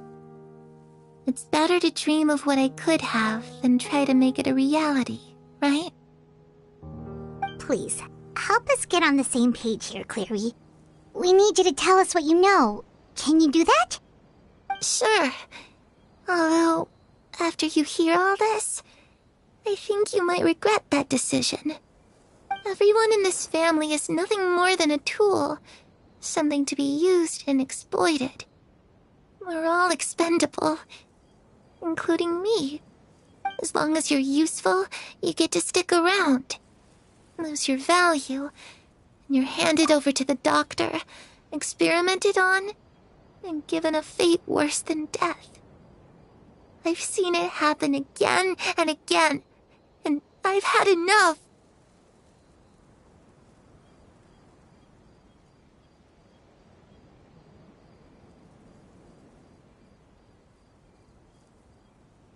You're saying the Knave did all that? It's just, that doesn't seem like something she would do. She's scary and all, but it seems like even she has lines she wouldn't cross. I knew you wouldn't believe me. Everyone thinks she's a good person. They all think of her like a real mother. Mother? But she doesn't deserve that title. She's disgraced it and tarnished it. And if I had things my way, I'd never see her again. If only Perry were here, she'd understand. Perry. There's that name again. Also, Paimon's getting a strange feeling. It almost feels like she's not really here with us. Paimon can't tell if she's actually talking to us or if she's mistaken us for someone else.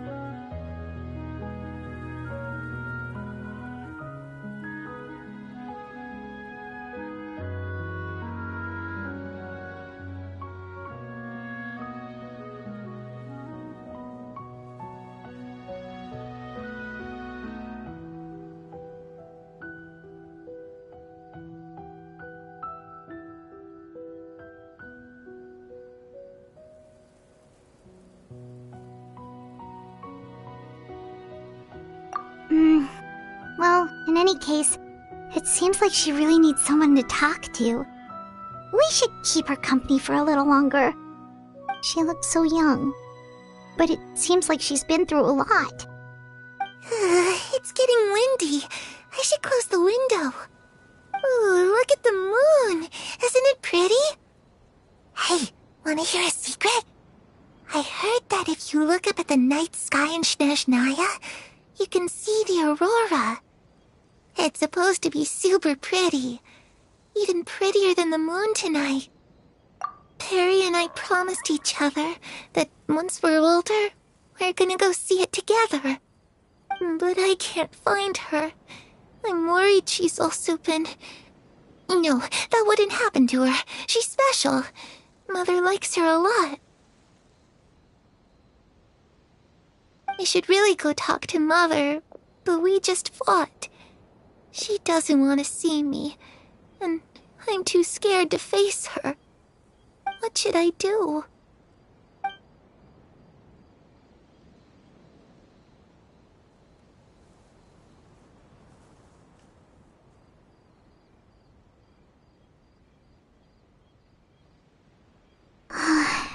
Paimon really doesn't understand what's going on with her. Well, Dad back. We've got an early morning tomorrow.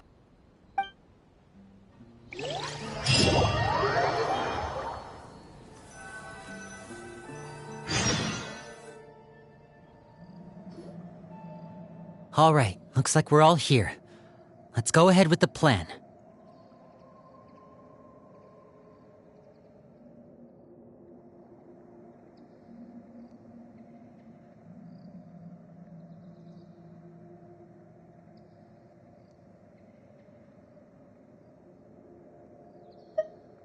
Oh? What is it?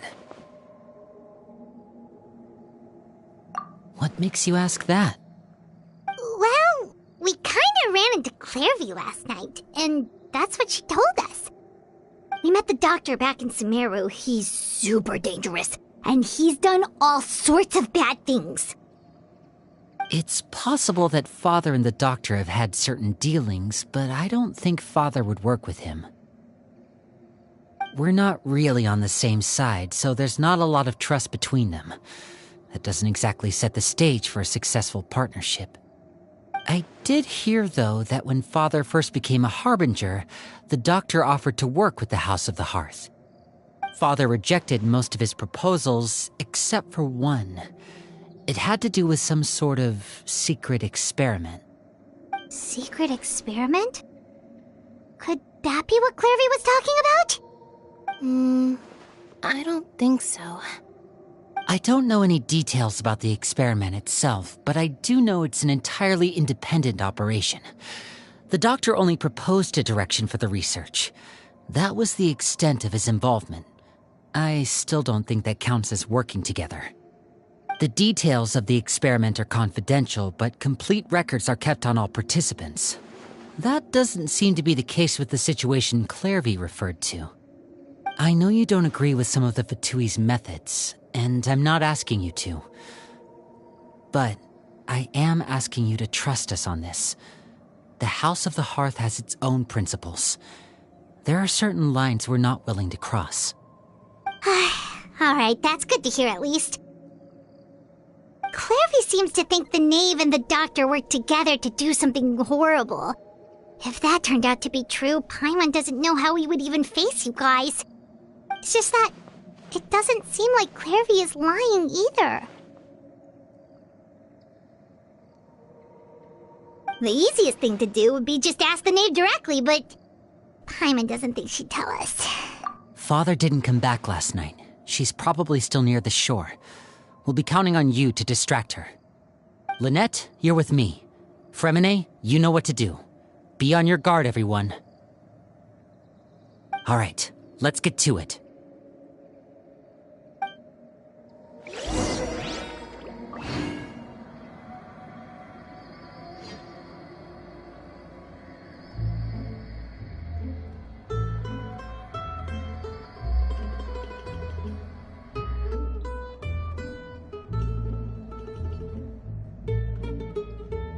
Staring into my eyes is ill-advised. I can't promise you'll like what you see.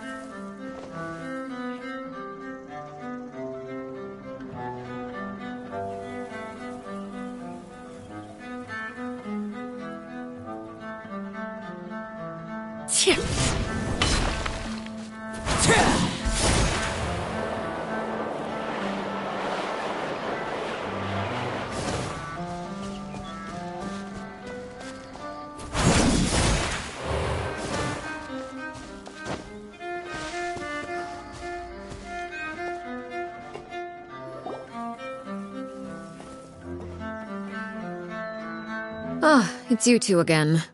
I must say, you look a bit pale. Did you have trouble sleeping last night? A little. Perhaps if you had less on your mind, you'd be able to absolve yourself of such troubles. So what are you planning to do now? Catch up on some sleep? Or should I give you some time to rack your brain for a topic to discuss before I ask any questions? Although I must profess to being curious. Without child here, how do you plan on distracting me?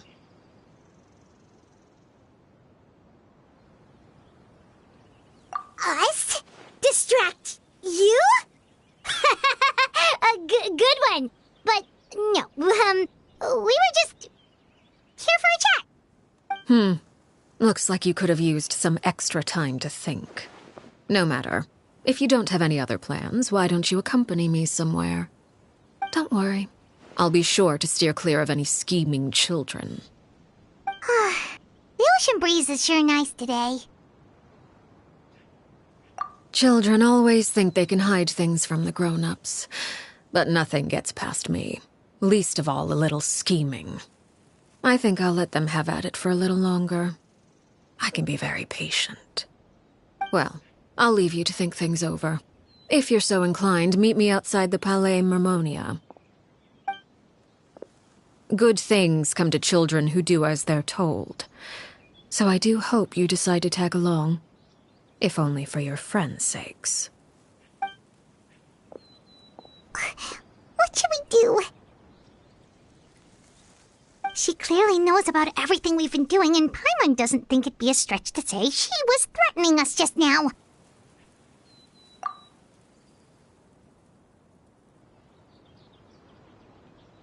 Oh, good idea.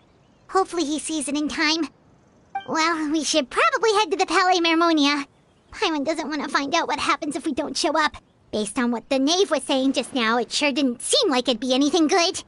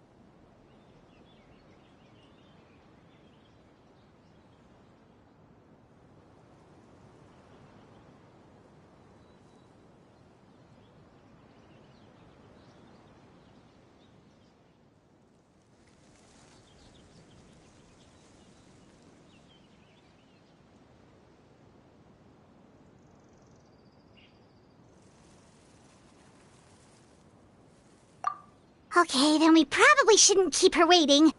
It seems like Linny and the others are on thin ice, so let's do our best to not get them in any more trouble.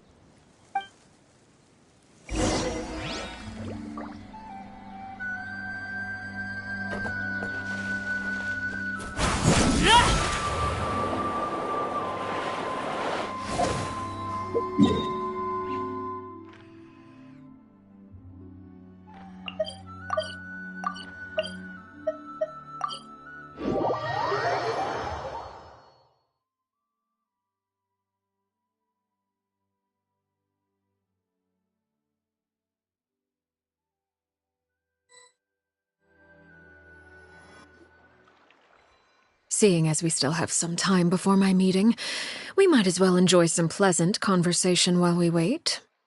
I'm glad to see you get along with my children.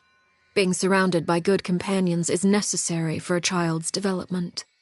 You're not planning on doing anything to them, are you? I assume you're referring to Lenny, Lynette, and Fremine. Although, there's that situation with Filial and Nentoy as well. It appears quite a few people have been acting out lately. No matter. I'm not one to discriminate. All those who betray the house meet the same fate. There are no exceptions. Does that mean you're going to kill them? Oh, are you here to beg for their lives? I'm sorry to disappoint, but the rules of the house change for no one. In my organization, everyone is responsible for their own actions. But don't you care about them at all? They really respect you. They even call you father. You must feel something for them. Any organization in which feelings come before principles is one destined for ruin. The House of the Hearth is hardly an exception. You could say our principles are more stringent than most. Perhaps I can offer you this consolation at least. As our guests, you two will not be held accountable along with them.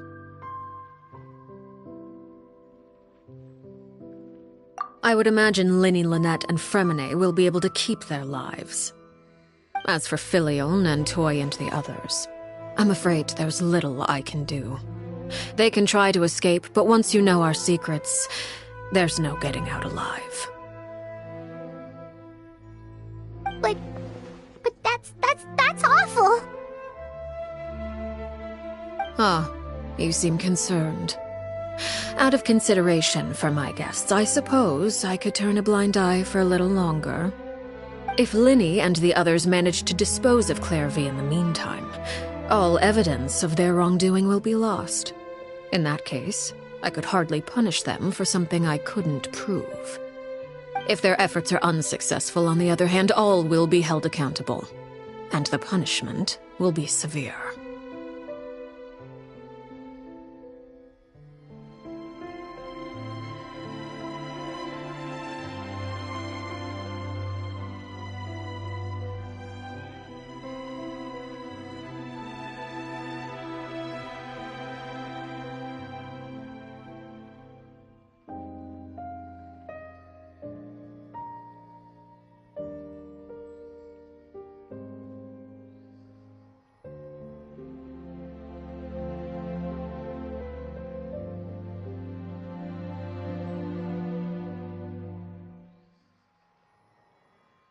Of course.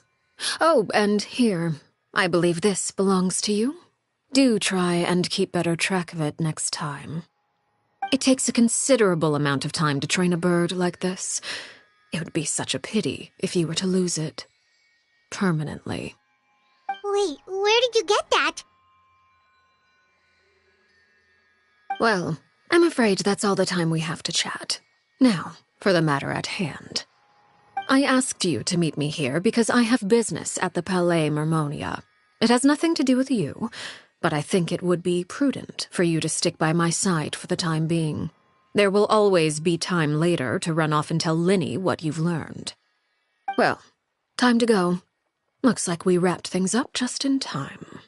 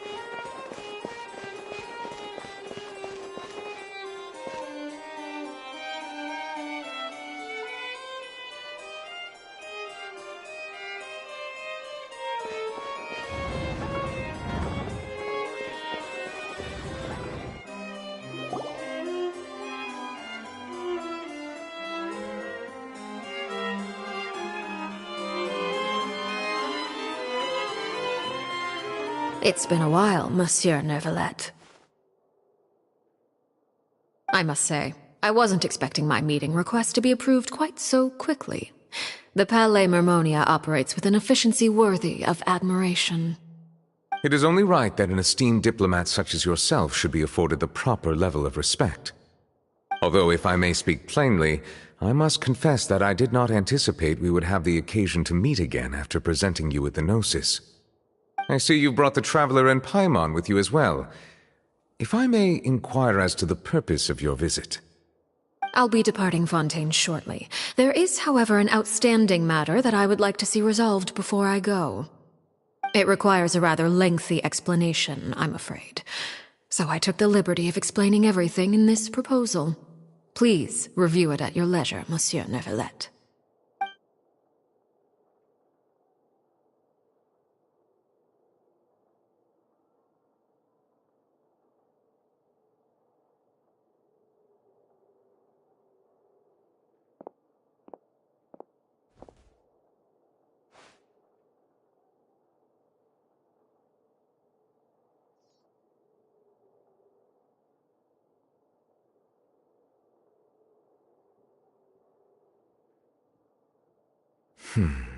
I understand your request. However, at the risk of causing offense, I must admit that I fail to see why you would wish for such a thing. I heard you have a certain fondness for water tasting, Monsieur Neuvillette, so allow me to use water as an analogy. A family is like a large body of water with countless rivers flowing in and out. As someone who watches over this system, I would hope that each river that flows from the source will eventually reach the ocean. Of course, objectively speaking, I know this is impossible. Most of the rivers will dry up along the way, disappearing into the ground and leaving nothing but a barren riverbed behind. Not all rivers are destined to reach the ocean, but I would not see their existence rendered meaningless. I believe the water that flows within them is simply meant for a different destination, like a field in need of irrigation. Or perhaps the glass of a certain water-tasting enthusiast. Did you get any of that, Traveler?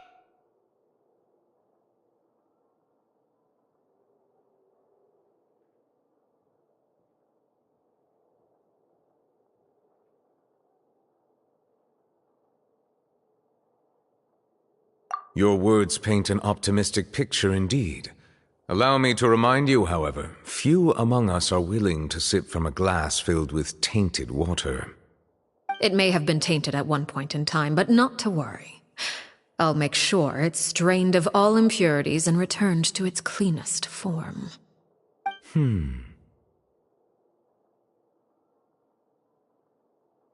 I seem to recall there being a transactional aspect to your proposal. Perhaps you could expound on that? If you accept my proposal, Monsieur Neuvillette, I will gradually withdraw my forces from Fontaine. And, unless absolutely necessary, I will no longer carry out any special missions within Fontaine.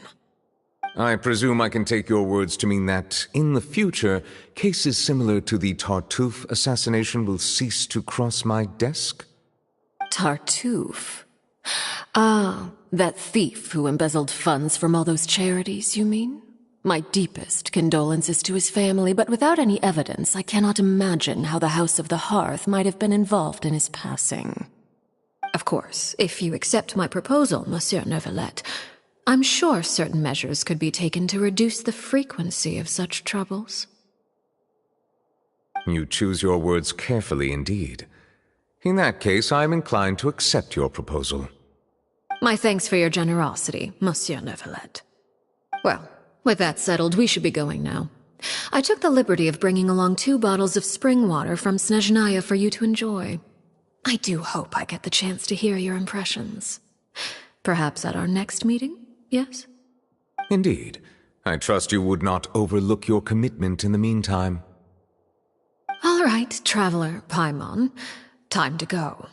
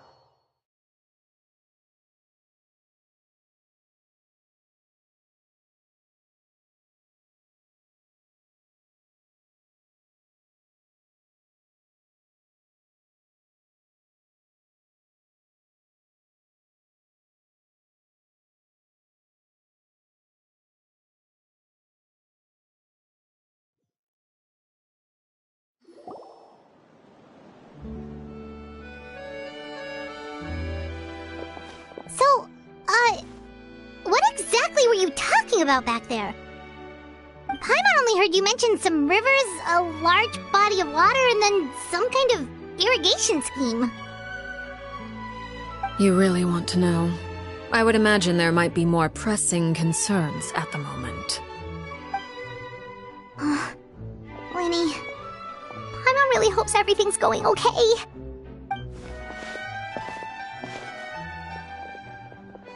Oh, Paimon recognizes that look. You've got your thinking cap on, don't you, Traveler?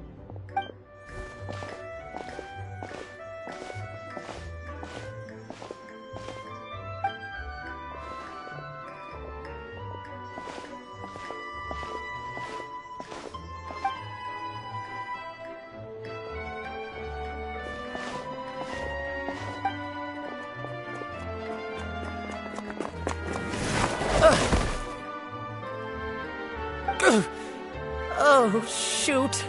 Are you alright? Oh, jeez. I'm so sorry. I was so focused on selling these papers, I wasn't looking where I was going.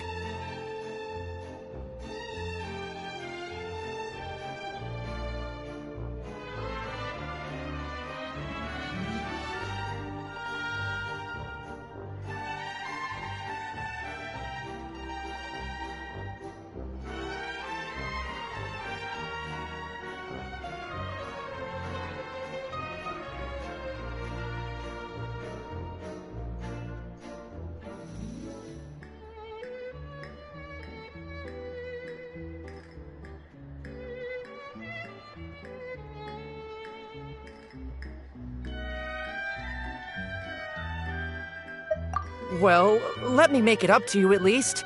Here, take this paper. On the house.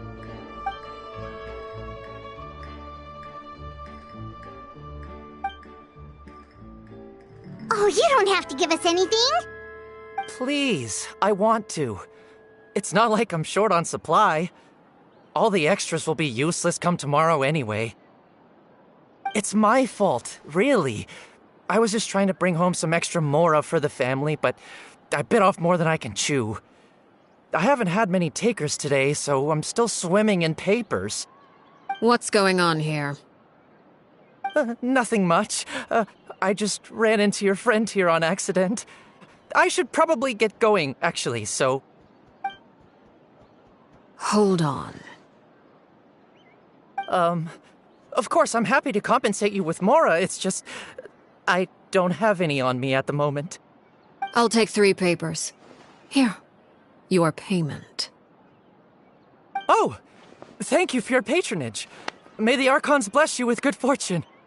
If only I had the chance to run into such generous customers every day. I should probably just take on a smaller inventory, though, right? I'm getting married soon, so sometimes it's hard to not get ahead of myself. Anyway, I should head out. Goodbye! Well, now that my affairs are settled, we should take the boat back to Poisson.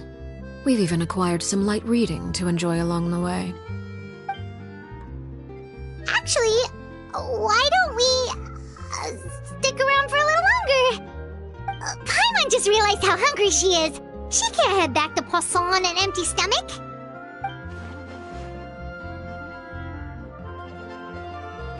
It appears you two are under the impression that delaying our return will somehow alter the situation in your favor. I'm sorry to ruin your fantasy, but your efforts are meaningless. That being said, I could be persuaded to give Linny some extra time. I just have one condition. If you agree to my request, I'll even answer some of your questions. You're quite curious about Clairvy, are you not? And my relationship to her. Wait, why are you being so generous all of a sudden? You're not gonna ask us to do something bad, are you? You overestimate yourself. You don't have the talent for bad things. Then what can you possibly... The most important consideration in a negotiation is that both sides receive something they want. Demands and threats only get you so far. Wonderful. Here it is. When the time comes, make the choice that you deem most appropriate in the situation, and lend your help to the House of the Hearth. Okay, sounds normal enough. But what do you mean, when the time comes? When is that supposed to be? That is for you to decide. Then we have a deal. Follow me.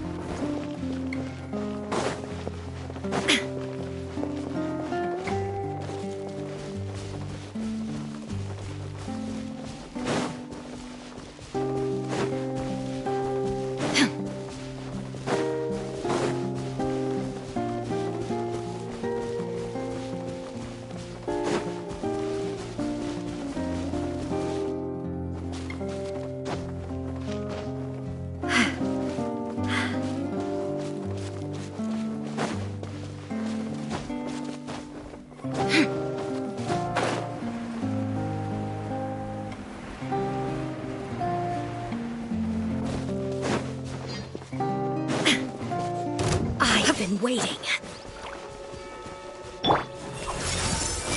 Strike a pop! The depths beckon. Share my knowledge! I may have overestimated myself.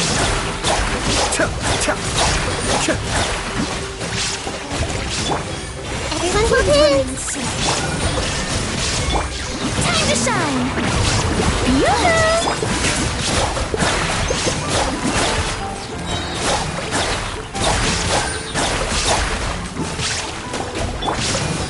Inazuma shines eternal! Under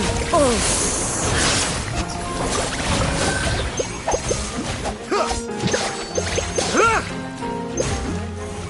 banquet must go on. Gout! There is no escape! I see everything!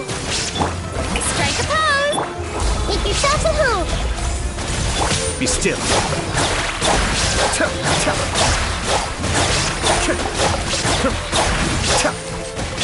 Let my name echo in song! Everyone hold hands!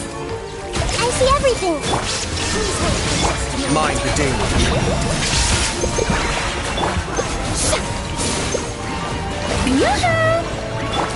Cascade.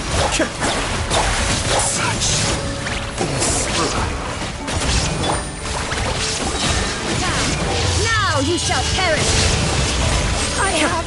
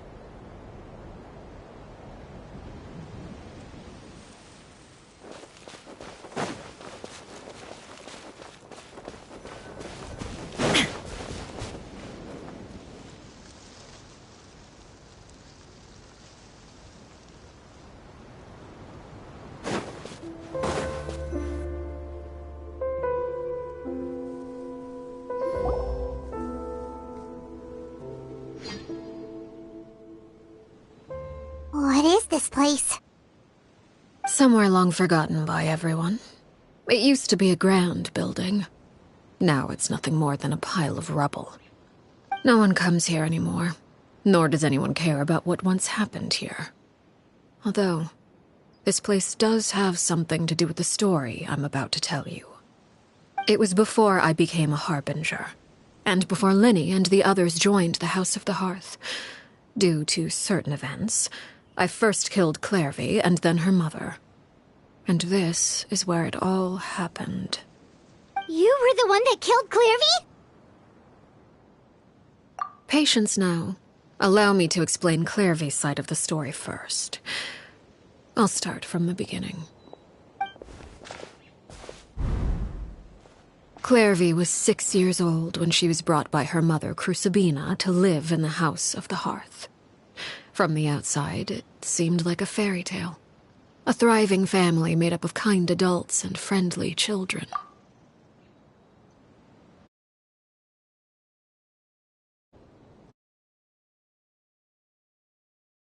Crucibina was the Knave at that time, and the House of the Hearth was under her control. She was Clairvy's mother by blood, but she was also the mother to all the children in the house. Clairvy was happy here, for a time.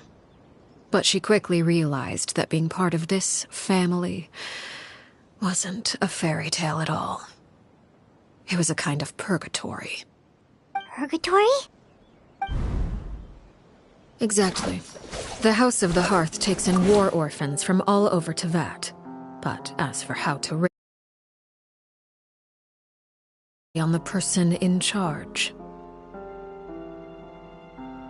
Crucibina came up with a novel idea.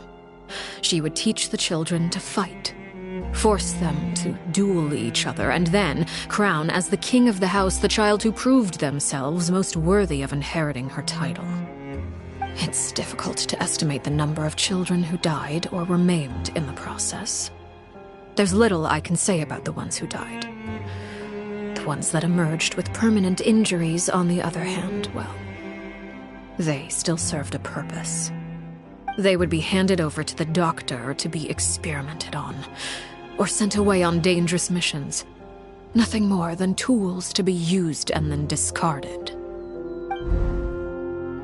So those were the experiments Clairvy was talking about. But what actually happened to her? You said that Clairvy was Crucibina's daughter, so if Clairvy tried to convince her to stop what she was doing, Crucibina probably would have listened, right? Despite being Clairvy's mother, Crucibina cared little for her daughter. She forced Clairvy to join the House of the Hearth only as a means to demonstrate her own impartiality as a mother, to prove that she treated all her children equally. Clairvy did try to convince her mother to change her ways, but it was to no avail. After her efforts failed, the only other option was to rise up and try to fight back. Unfortunately, the other children had already been thoroughly indoctrinated into the illusion of happiness Crucibina had created. Of course, there was one exception. Someone Clairvy's age who knew the truth about the House of the Hearth. Her name was Peruere. Wait, The friend that Clarvey mentioned? Friend, huh? I suppose we can call her that for now. Clarvey was a cheerful and passionate person with a tenacious spirit. Peruere, on the other hand, was rather cold-blooded. Her cold-blooded nature allowed her to see through Crucibina's facade. Yet, it was also this cold-bloodedness that prevented her from acting against it. At least at first. While Clarvey longed for freedom, Peruere was convinced that, amid all the fighting and violence, she would make it until the end. Despite their differences, the two became fast friends, united by their knowledge of the truth. Clarvey told Peruere that she hoped to create a real family, where no one would be killed or sacrificed. There may have been a certain naivete to her ideas, but Clarvey proved her determination many times over. She tried countless times to run away, ask for help, or expose the truth. But her efforts only earned her beating after beating. The only thing that kept her going was her strength of will. Even with her body racked with pain, she would still stand on her tiptoes and open the window at night. She and Peruere would look out at the moon together, a fierce longing for freedom shining in her eyes.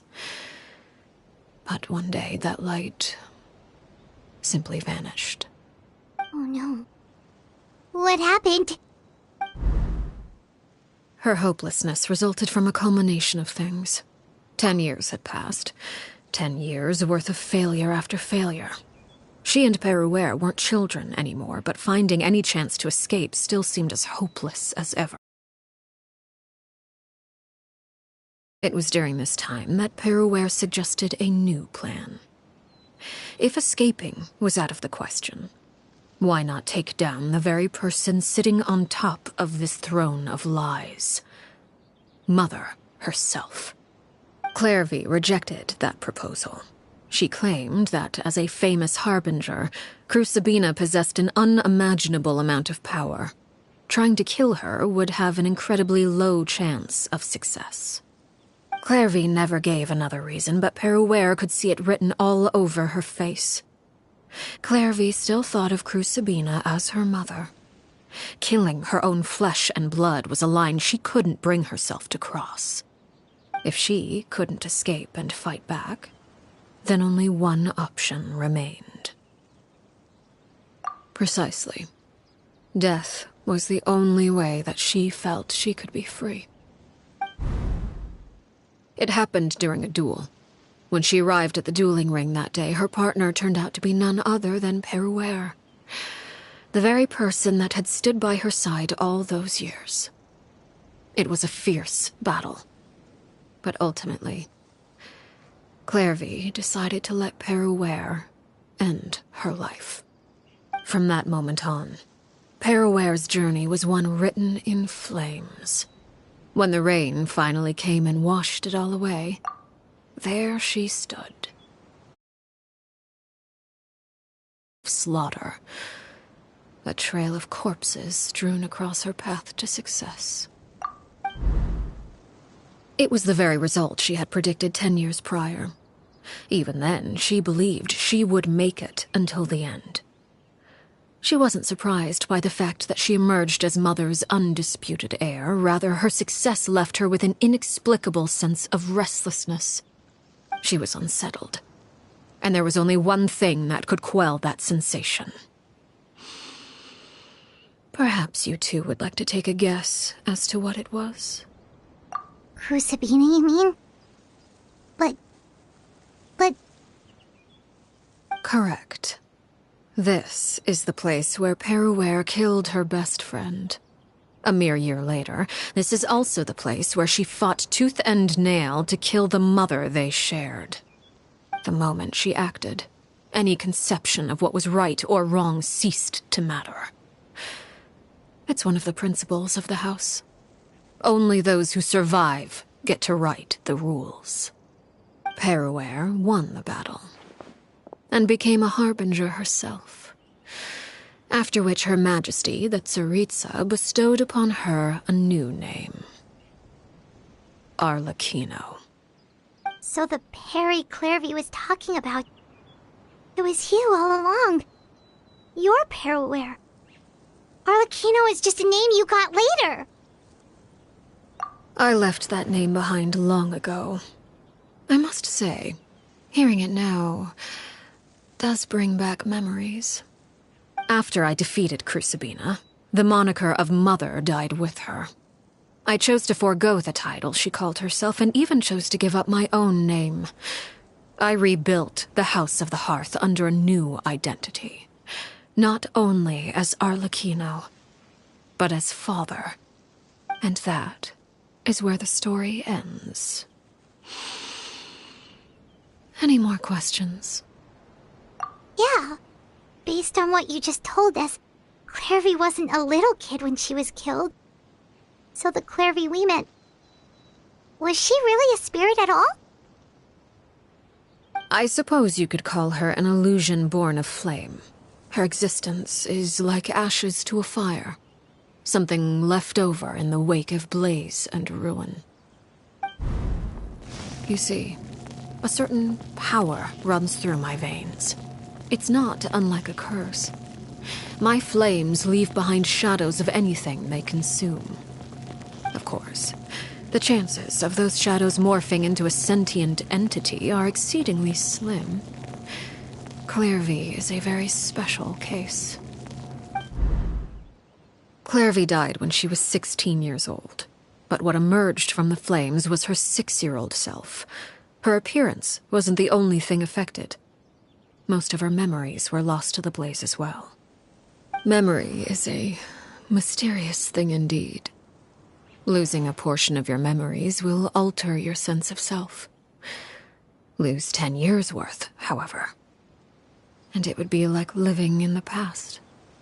Like returning to a version of yourself that never grew up. No wonder Paimon got such a weird feeling when we were talking to her.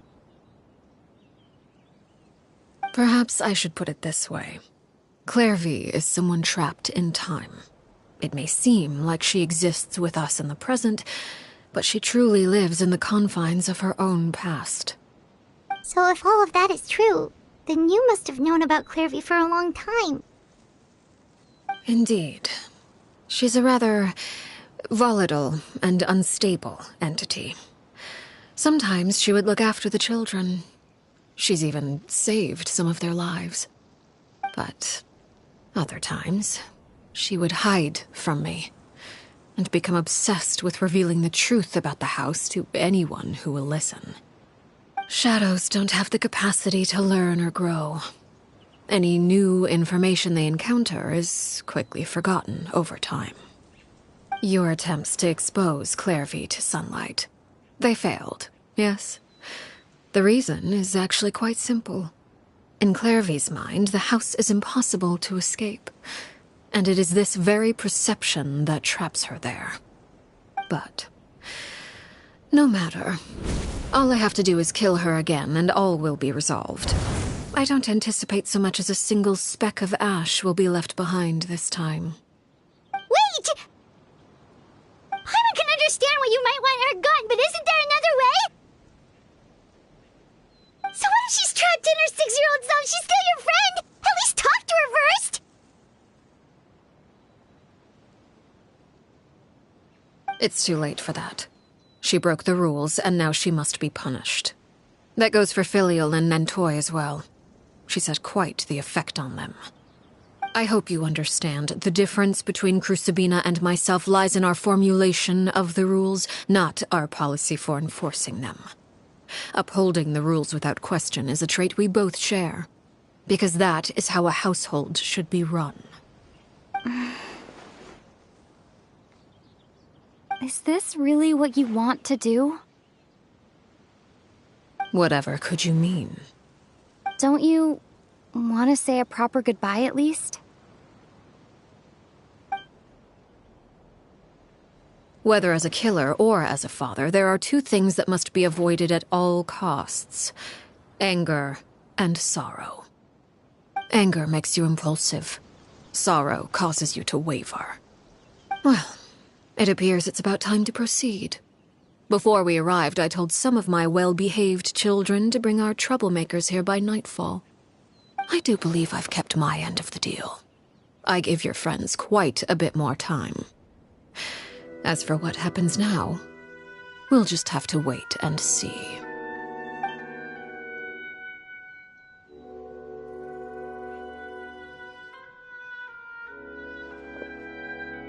Here they are, Father.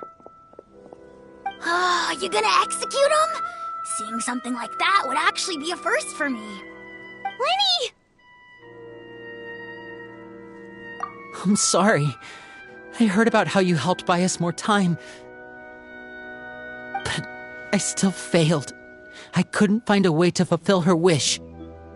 Huh? Are you... Perry? Indeed, it's been a while, Clarevy.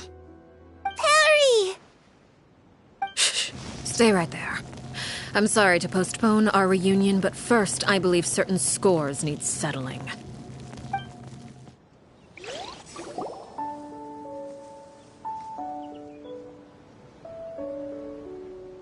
Father, let me explain. Out of my way. Father! You chose to conceal a threat to the house, and for that, you must be punished. Overall, however, I suppose your wrongdoing is hardly the most egregious of the bunch, so I'll deal with your punishments later. As for right now, the more pressing concerns are the traitors among us. By traitors? Do you mean us? Father, let me explain. We didn't mean to... Fultz, why don't you share what you heard? Yes, Father. Secret Midnight Meeting number 3. Participants, Filial, Nantoy, Sato, Toddy. Nantoy clearly said, if only Father wasn't the one who took us in. Sato added, I'm sick of this life. I just want to live as a normal person. Filial was the worst of them all. She called us crazies and said a bunch of mean things about Father. I did not! You're lying! Fultz is trying to frame us. It's not like I'm the only one who heard those things. After that, you and Toddy and a bunch of other people started talking about Clarevy. You were using all those things Clarevy brought up as an excuse to question Father. We're birds locked in a cage. The only way out is to destroy it. That's what you said, wasn't it? You little... You just want me gone, don't you? What did I ever do to you, huh? And you, Sheplo, have you forgotten who stood by your sickbed, watched over you, and changed your dressings? Come on, let's hear it then. What's your reason for all this?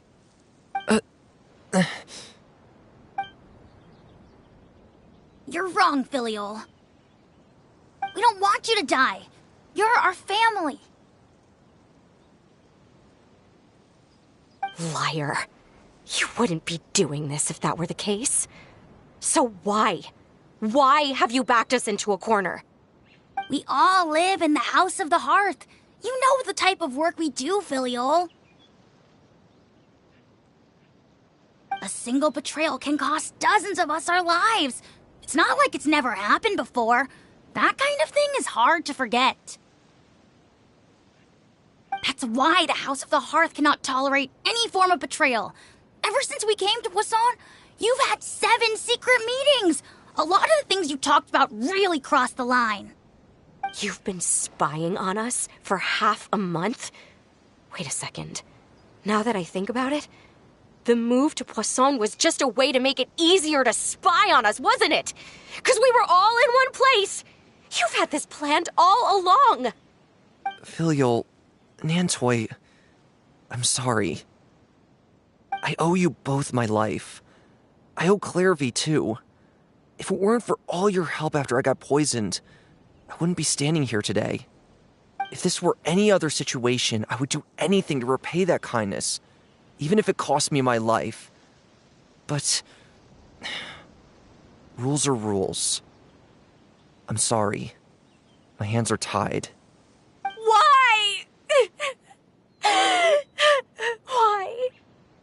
That's enough, Filial. We made a mistake, and we should own up to it. We broke the rules, plain and simple. And now we have to face the consequences. I'm sorry, Chaplot. Fultz. I'm sorry, Father. We accept our punishment. Chaplot, according to the rules of the House of the Hearth, how should these traitors be punished? All those who betray the house pay with their lives. And so it shall be.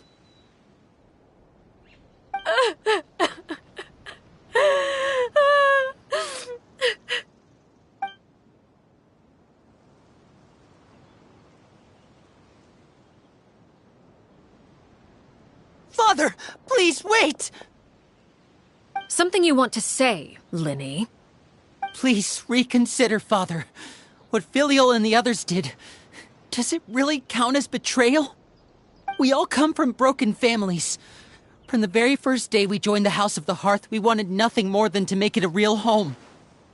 But the truth is, none of us know what a real home should look like. I'm not saying I have all the answers. All I know is this. Killing Filial and the others may uphold the rules, but doing so will only bring us further away from being a real family than we've ever been. So please, Father, please reconsider. I agree with Linny. Father, please. Linny, you...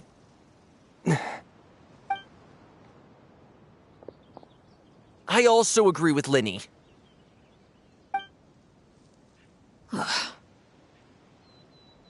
An order once given cannot be rescinded. However, given the extent of your determination, I suppose we shall have to go about this a different way. Draw your weapons and face me. Our weapons? Father, are you referring to a duel? Precisely. The rules of the house will not be altered. Traitors must be punished. However, resolving disputes with a duel is also one of our rules, one that also applies to me. Demonstrate a sufficient showing of strength, and I shall offer a concession. Wait. Beat Father in a duel? Impossible. Father is way too strong, even for Linny.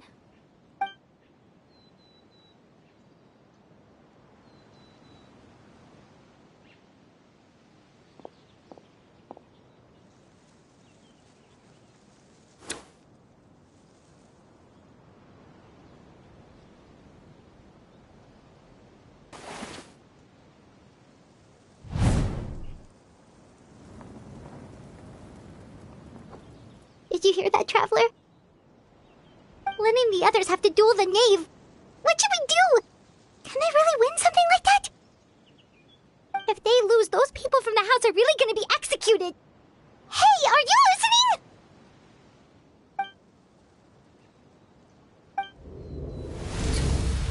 Don't you want to say a proper goodbye at least? Anger makes you impulsive. Sorrow causes you to waver.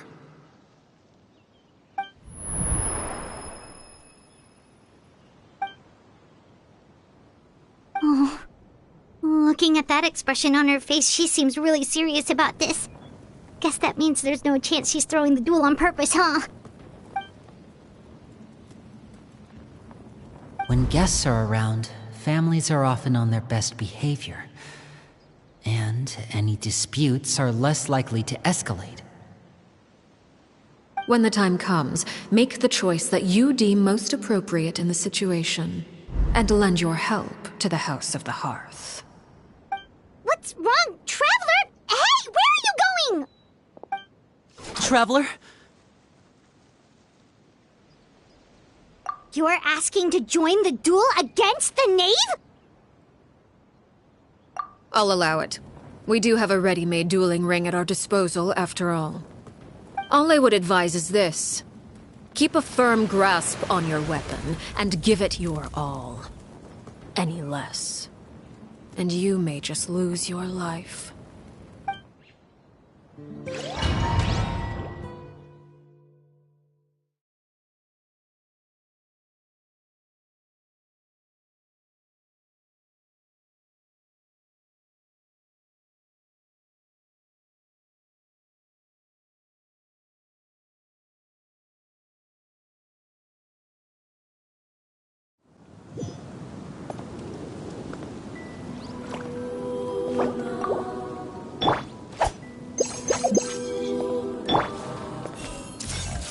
Closer now. Time to shine!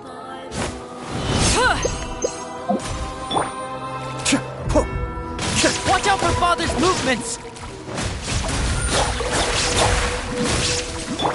Growl, growl, growl! The Temple of Wisdom!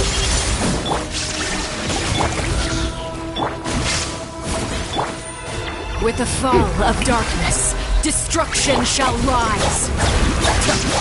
Hang in there! Have a taste of earth.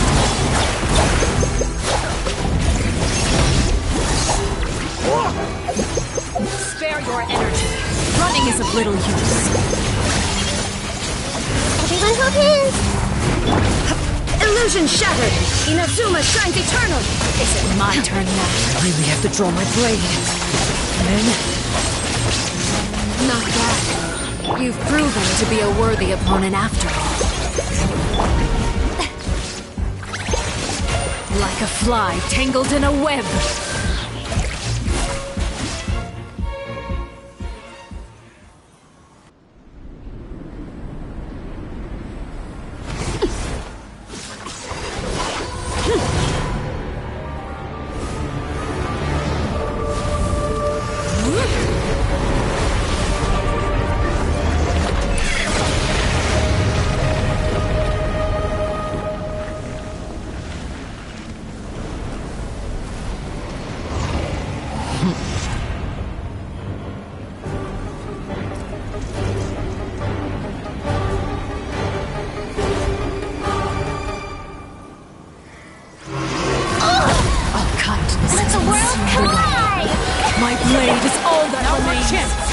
Over here! Who's next?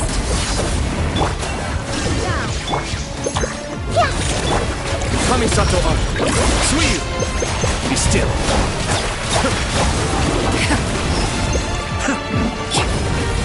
Watch out for Father's movements! Look out!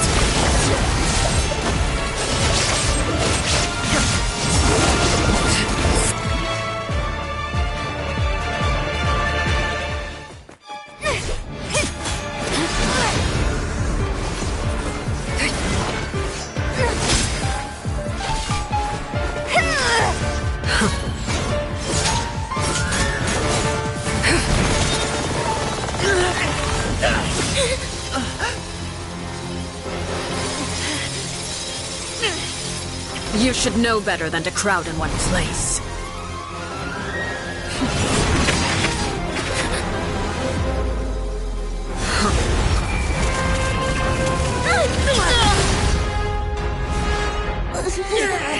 Oh, I know.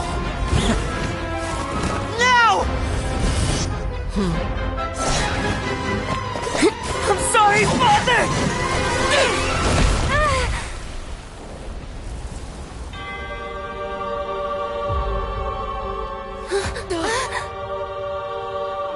Sorry for what? This pitiful excuse for an attack.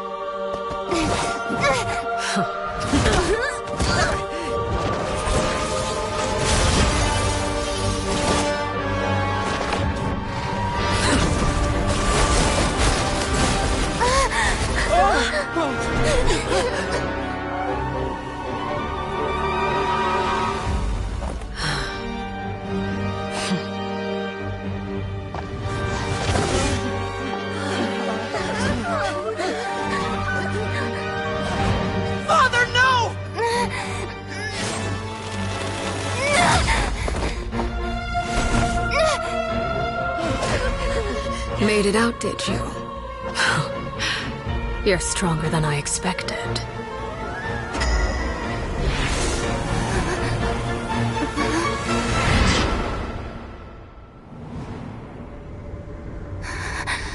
Crimson Moon. I can't move.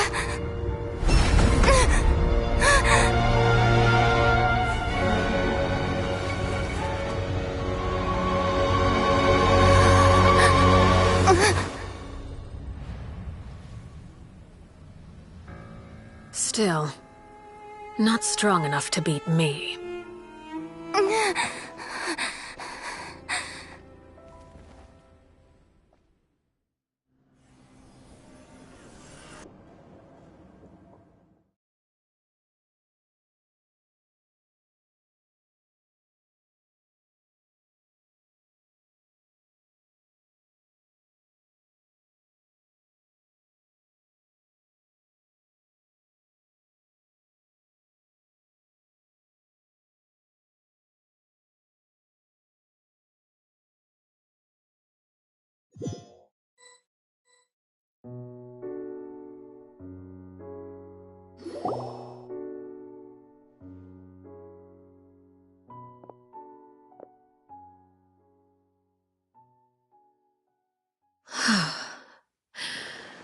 I believe we can end things here.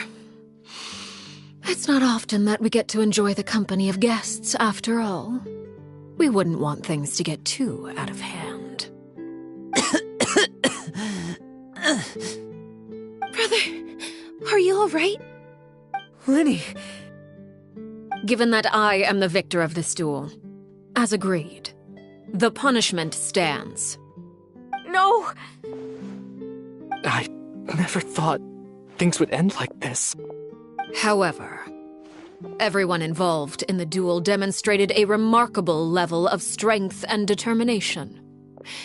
In light of this, I'm prepared to change the method of execution. Elwar, the bottled flames I gave you for safekeeping. Do you still have them? Yes? I wasn't sure what they were for, but I've kept them super safe. I didn't lose a single one. Wonderful. Then, in just a moment, I'll have you administer them. Bottled flames? Indeed. They're the product of a secret experiment. Under certain special circumstances, flames can be extracted from my person and preserved. Once ingested, searing pain will spread across every inch of your body. No harm will come to you physically, but your memories will be burned away. If you can withstand the pain, when you awake, you'll have forgotten everything you know about the House of the Hearth, and will be expelled from the organization. In other words, administering this concoction will kill the version of you that grew up in the house, and give you a new identity.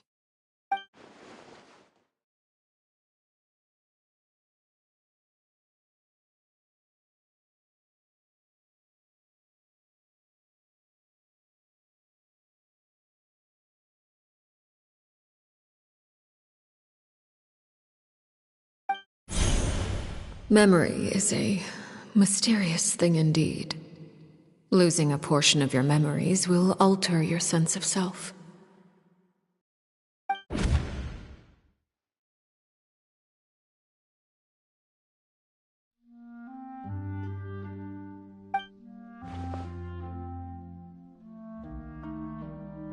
So, you're just letting us go, Father? You misunderstand. Memories are extremely important. Once consumed by flame, the version of you standing before me will die, and our secrets will die with you. So no, I don't intend to just let you go, because the person who survives will be nothing but a stranger. Even so, I won't have to live in fear anymore. I'm sorry, Father. I'm sorry I let you down, but I really... Don't cry, Filial. You haven't left the house yet, so there are still rules to be followed, yes? Remember what I taught you. Anger makes you impulsive, sorrow causes you to waver. Don't let yourself be controlled by your emotions. Of course. I'll remember. Dry your tears, and go pursue the life you really want. Yes, Father.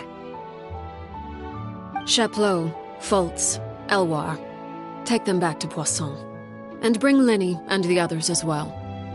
I prepared 3 extra vials of bottled flames. As for whether to take them, the choice is yours. Goodbye, children. The next time we meet, I will no longer be your father. Thank you for all you've done for the house. I hope you have bright futures ahead of you.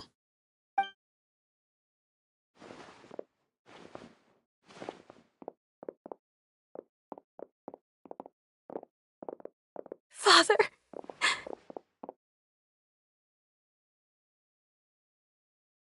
Let's go.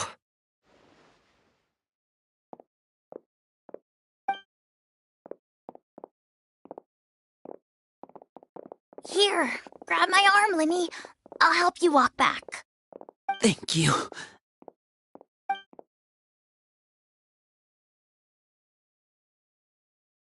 Clairvy.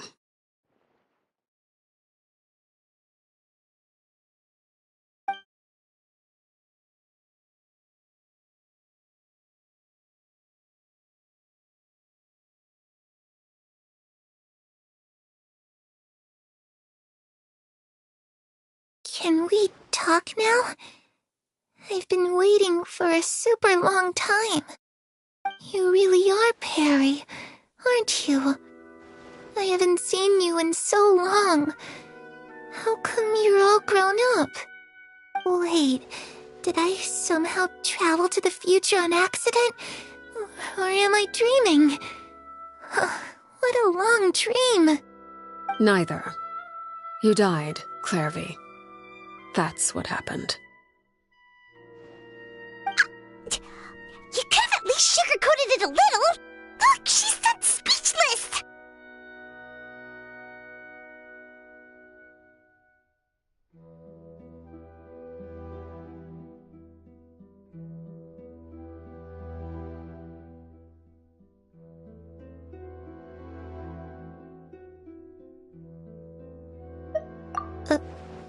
Oh. Okay then. Huh? That's it? You accepted it just like that? Yep. If that's what Perry says happened, then I believe her. Perry wouldn't lie to me. Plus, I don't really need to know why I'm like this. I'm more curious about what happens in the future.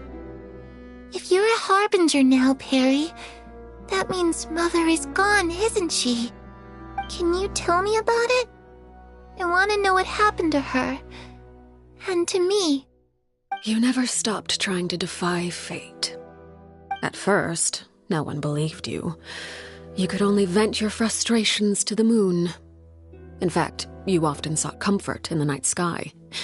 You wanted to see the aurora, so one night we promised each other we would go to Snezhnaya to see it together. Later on, you tried to run away, but you were brought back each time. Mother spared your life, but it wasn't out of kindness. Instead, she decided to make an example of you by slowly torturing you over time. That way, the other children would know what happens to traitors. Still, you never gave up. Mother hoped that through ruthless duel after ruthless duel, she would be able to crown an ultimate victor among the children she raised. But you called on everyone to unite, to fight to a draw in order to reduce casualties. Your efforts may have only delayed the inevitable, but still. You gave them hope. You tried everything you could think of, but every attempt ended in failure. Still, you never turned your sword on Crucibina, and you never turned it on me. On that gloomy day, you told me, "For the last 16 years of my life, I've done everything I can to fight for freedom. But now, I realize that the only freedom I truly possess is the freedom to choose to die."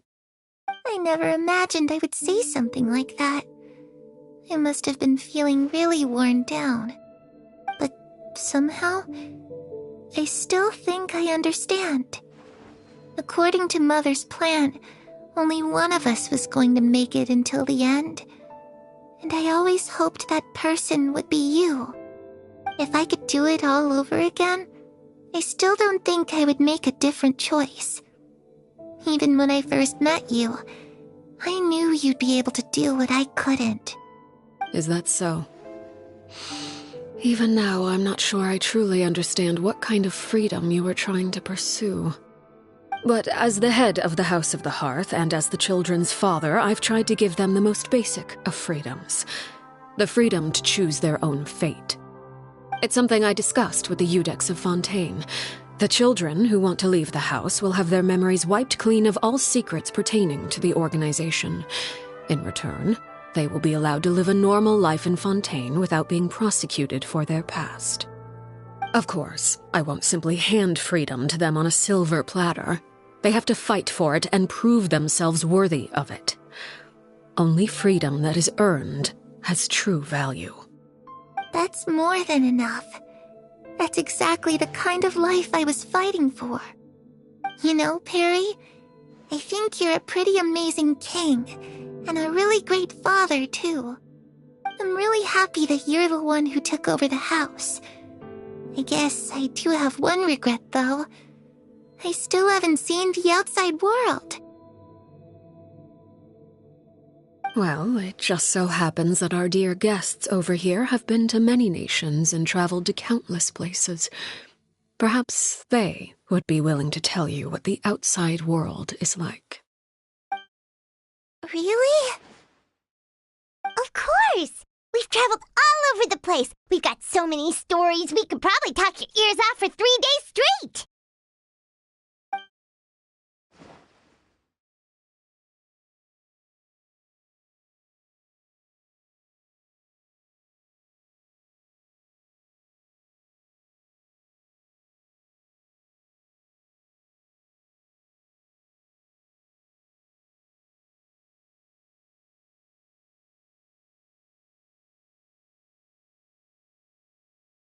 You know, I used to dream of being a bard.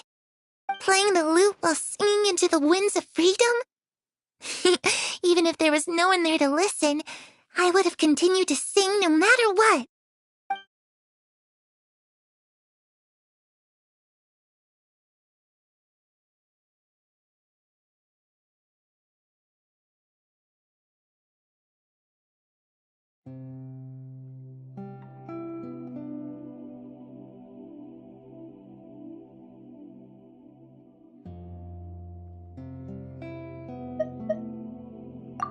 I was always too afraid to skip Mother's fighting lessons.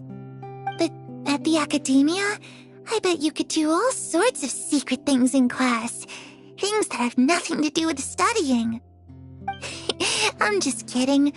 Being able to study whatever you want without having to fear for your life actually sounds pretty great.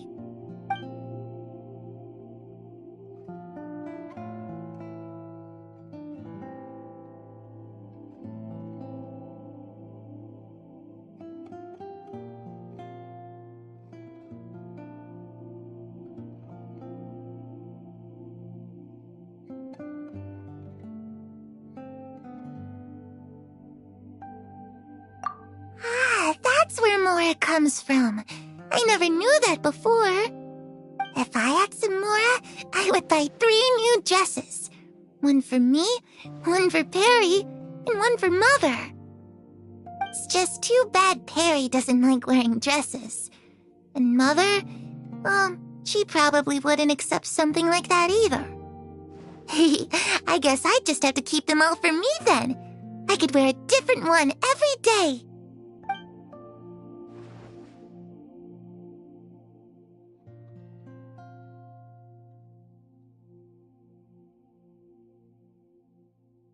Those yokai you mentioned, what do they look like?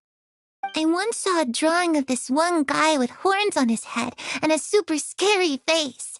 Are there any yokai like that? Oh, sounds like you're talking about an Oni.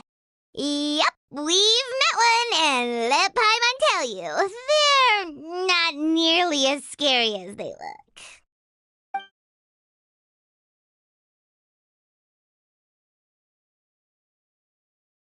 The situation was super dangerous. Lenny and Lynette were accused of committing a crime, and they were going to have to stand trial at the Opera Epicles. Oh no, that must have been hard for all of you. What happened next? Don't worry, we were able to turn the situation around super quickly, all thanks to Detective Paimon, of course. How'd you do that? Come on, tell me. Okay, so it was like this. After the failed magic show, we rushed to the scene and...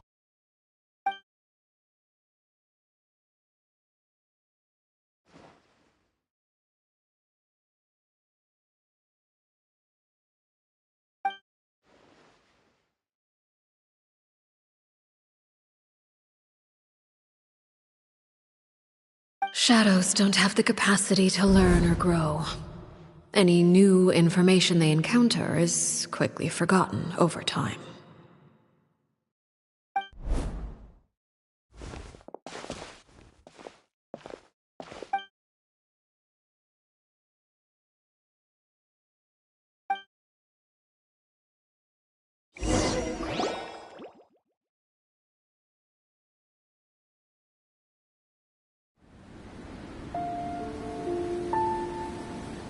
Clairvy, you've worked tirelessly from the shadows to overthrow the House of the Hearth.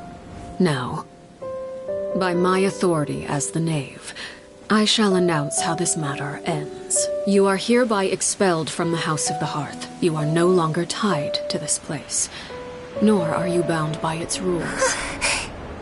You're saying that I can finally leave? To experience the outside world as well?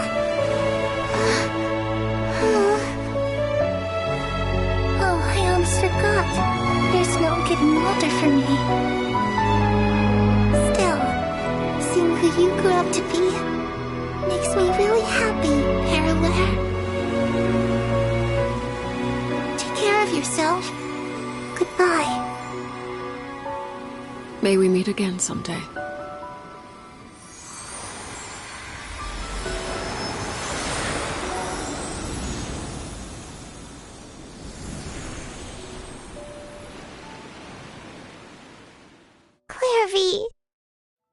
She left so soon. Paimon didn't even get to finish her story. I also have certain sentiments left unsaid. I wanted to tell her that the aurora I saw in Snezhnaya was just as beautiful as the ones in the pictures. But a shadow's memories reset at dawn. Had we delayed any longer, we wouldn't have had the time to say goodbye. Whatever regrets may linger, let them be lost to the coming of a new day. Father? It's Linny! Hey, Linny!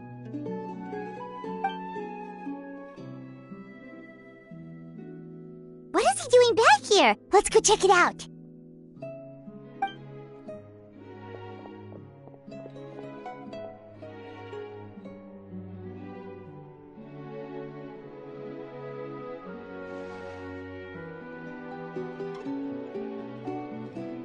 Father, the bottled flames have been administered.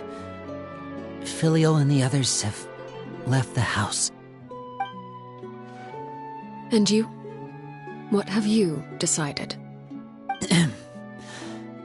Thank you for giving us that choice, Father. But we never wanted to leave the house. It's the only home we've ever known. Lynette and Fremine feel the same way. They're recuperating back at the Hotel Bouffe d'été. But I decided to come back and tell you where we stood. I'm sure you're well aware of the expectations I have for you. I want you to follow in my footsteps and become the next king of the house. Yet you seem to have different ideas. I must admit, I'm rather surprised by your decision to stay. There's nothing wrong with choosing to live a quiet life. Leading this organization is a heavy responsibility, one not so easily carried by someone forced onto the throne. I just never understood what you saw in me. What made you believe I was deserving of that throne? You're brave, talented, and, most importantly, you cherish your family. You would do anything to protect them, even if it costs you your life.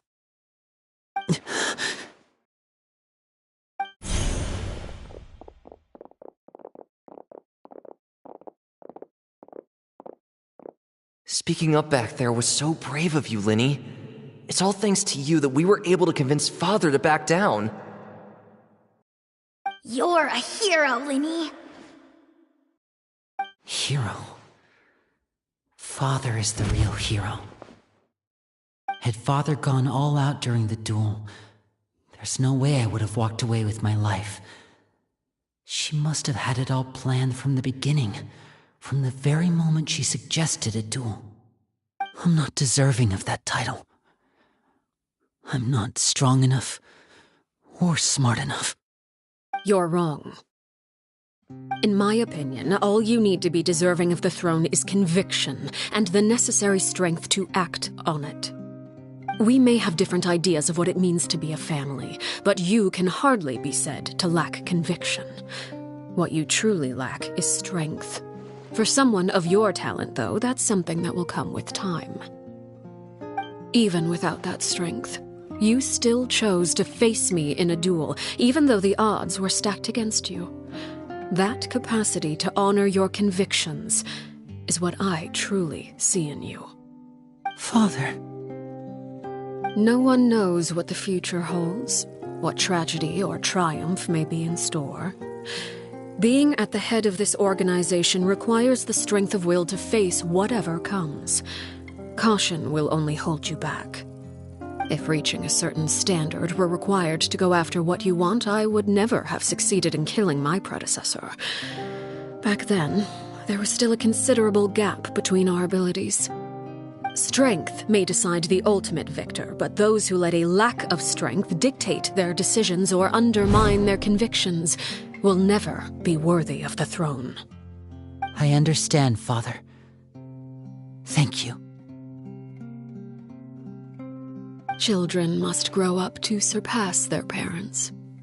Only then can a family continue to flourish. The road ahead is not an easy one, so I'll ask you one last time. Are you certain you want to stay? You've done so much for me, Father, and that kindness must be repaid. Plus, with Project Stuja at hand, there are many dangers ahead, and I, for one, don't intend to back down. Protecting my family at all costs.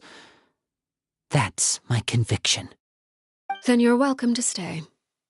As for Project Stuja, you need not be too concerned. If those cowardly businessmen and heartless dignitaries try to take us down, I'm prepared to teach them a lesson.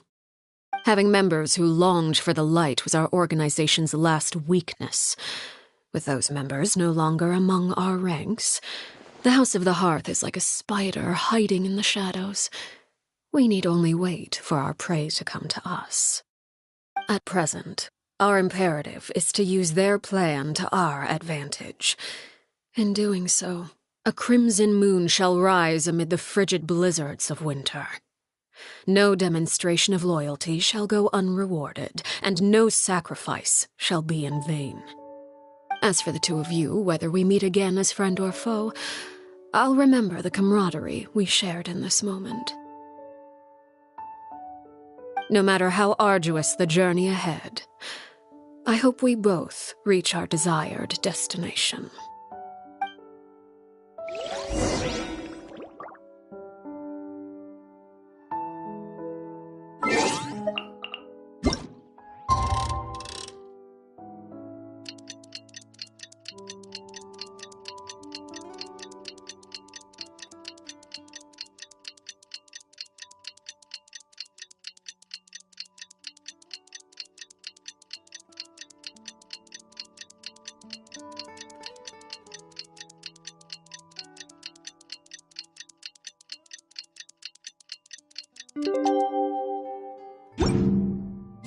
Inactivity serves... Didn't Linny say that Lynette and Fremine were recovering at the Hotel Bouffe d'été?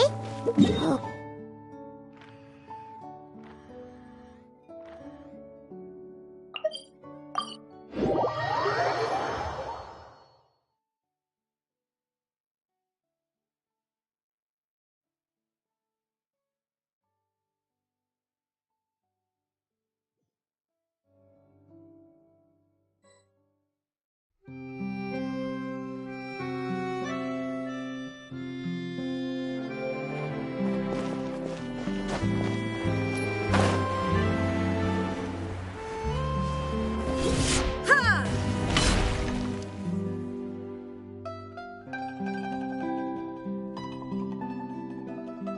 Lynette? Fremine? How are you feeling? Much better. Whew, what a relief! What about you? Are you feeling alright?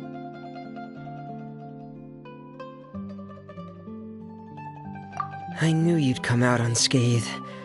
Us, on the other hand, well, we've been bedridden for 2 days. I couldn't even turn over. Oh, and I wanted to ask, is Clairvy gone? Linny and the other members have left Poisson and returned to the House of the Hearth. According to him, there haven't been any more sightings of a spirit roaming the house.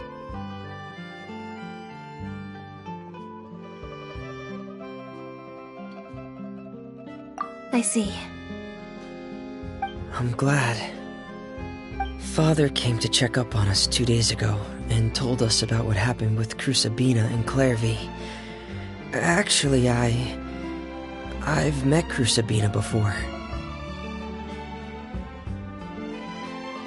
Wait, what? You've met the former Knave? Crusabina died a year after Clairvy. It was during the year between their deaths that I joined the House of the Hearth. Crusabina had an extremely cruel and radical way of doing things. While she was alive, the atmosphere in the house was suffocating. When I joined, though, the experiment she valued so much had already come to an end, and all the people involved, dead and injured alike, were gone. Crusabina never talked about the past with us newcomers. A couple of months after I joined, Father killed Crusabina and burned all her files. With that, the names of all the people subjected to her experiments, Clairvy included, were lost to the flames, along with the painful memories they represented. Father took in Lenny and me a couple months after that, but she never mentioned anything about Crusabina or Clairvy. It really seems like something she was planning to keep to herself. The last time you talked to her, did she mention why she kept it a secret for so long? She said she didn't want us to be affected by the darkness of the past. She was worried we'd develop a false sense of gratitude towards her if we knew about it. The foundation of a family should be free of any corrupting influence. Whatever happened in the past, it has nothing to do with who we are now. And that's what Father told us in the end. But I still thanked her for everything. It was only after hearing about what Crusabina did that I finally realized how insignificant our lives could have been. The members of the house meant nothing to her. To say that she valued them in any way, even just as a tool, would probably be giving her too much credit. If Father hadn't taken over the House of the Hearth, I probably would have already... Father rarely brings up the fact that she saved us. She doesn't believe that being indebted to her should be what ties us together. But even if we didn't owe her anything, we would still choose to stay. Because this is our home. We may have arguments or times when we feel wronged. Some people may even choose to leave. But as long as Father is here, we will always have a home.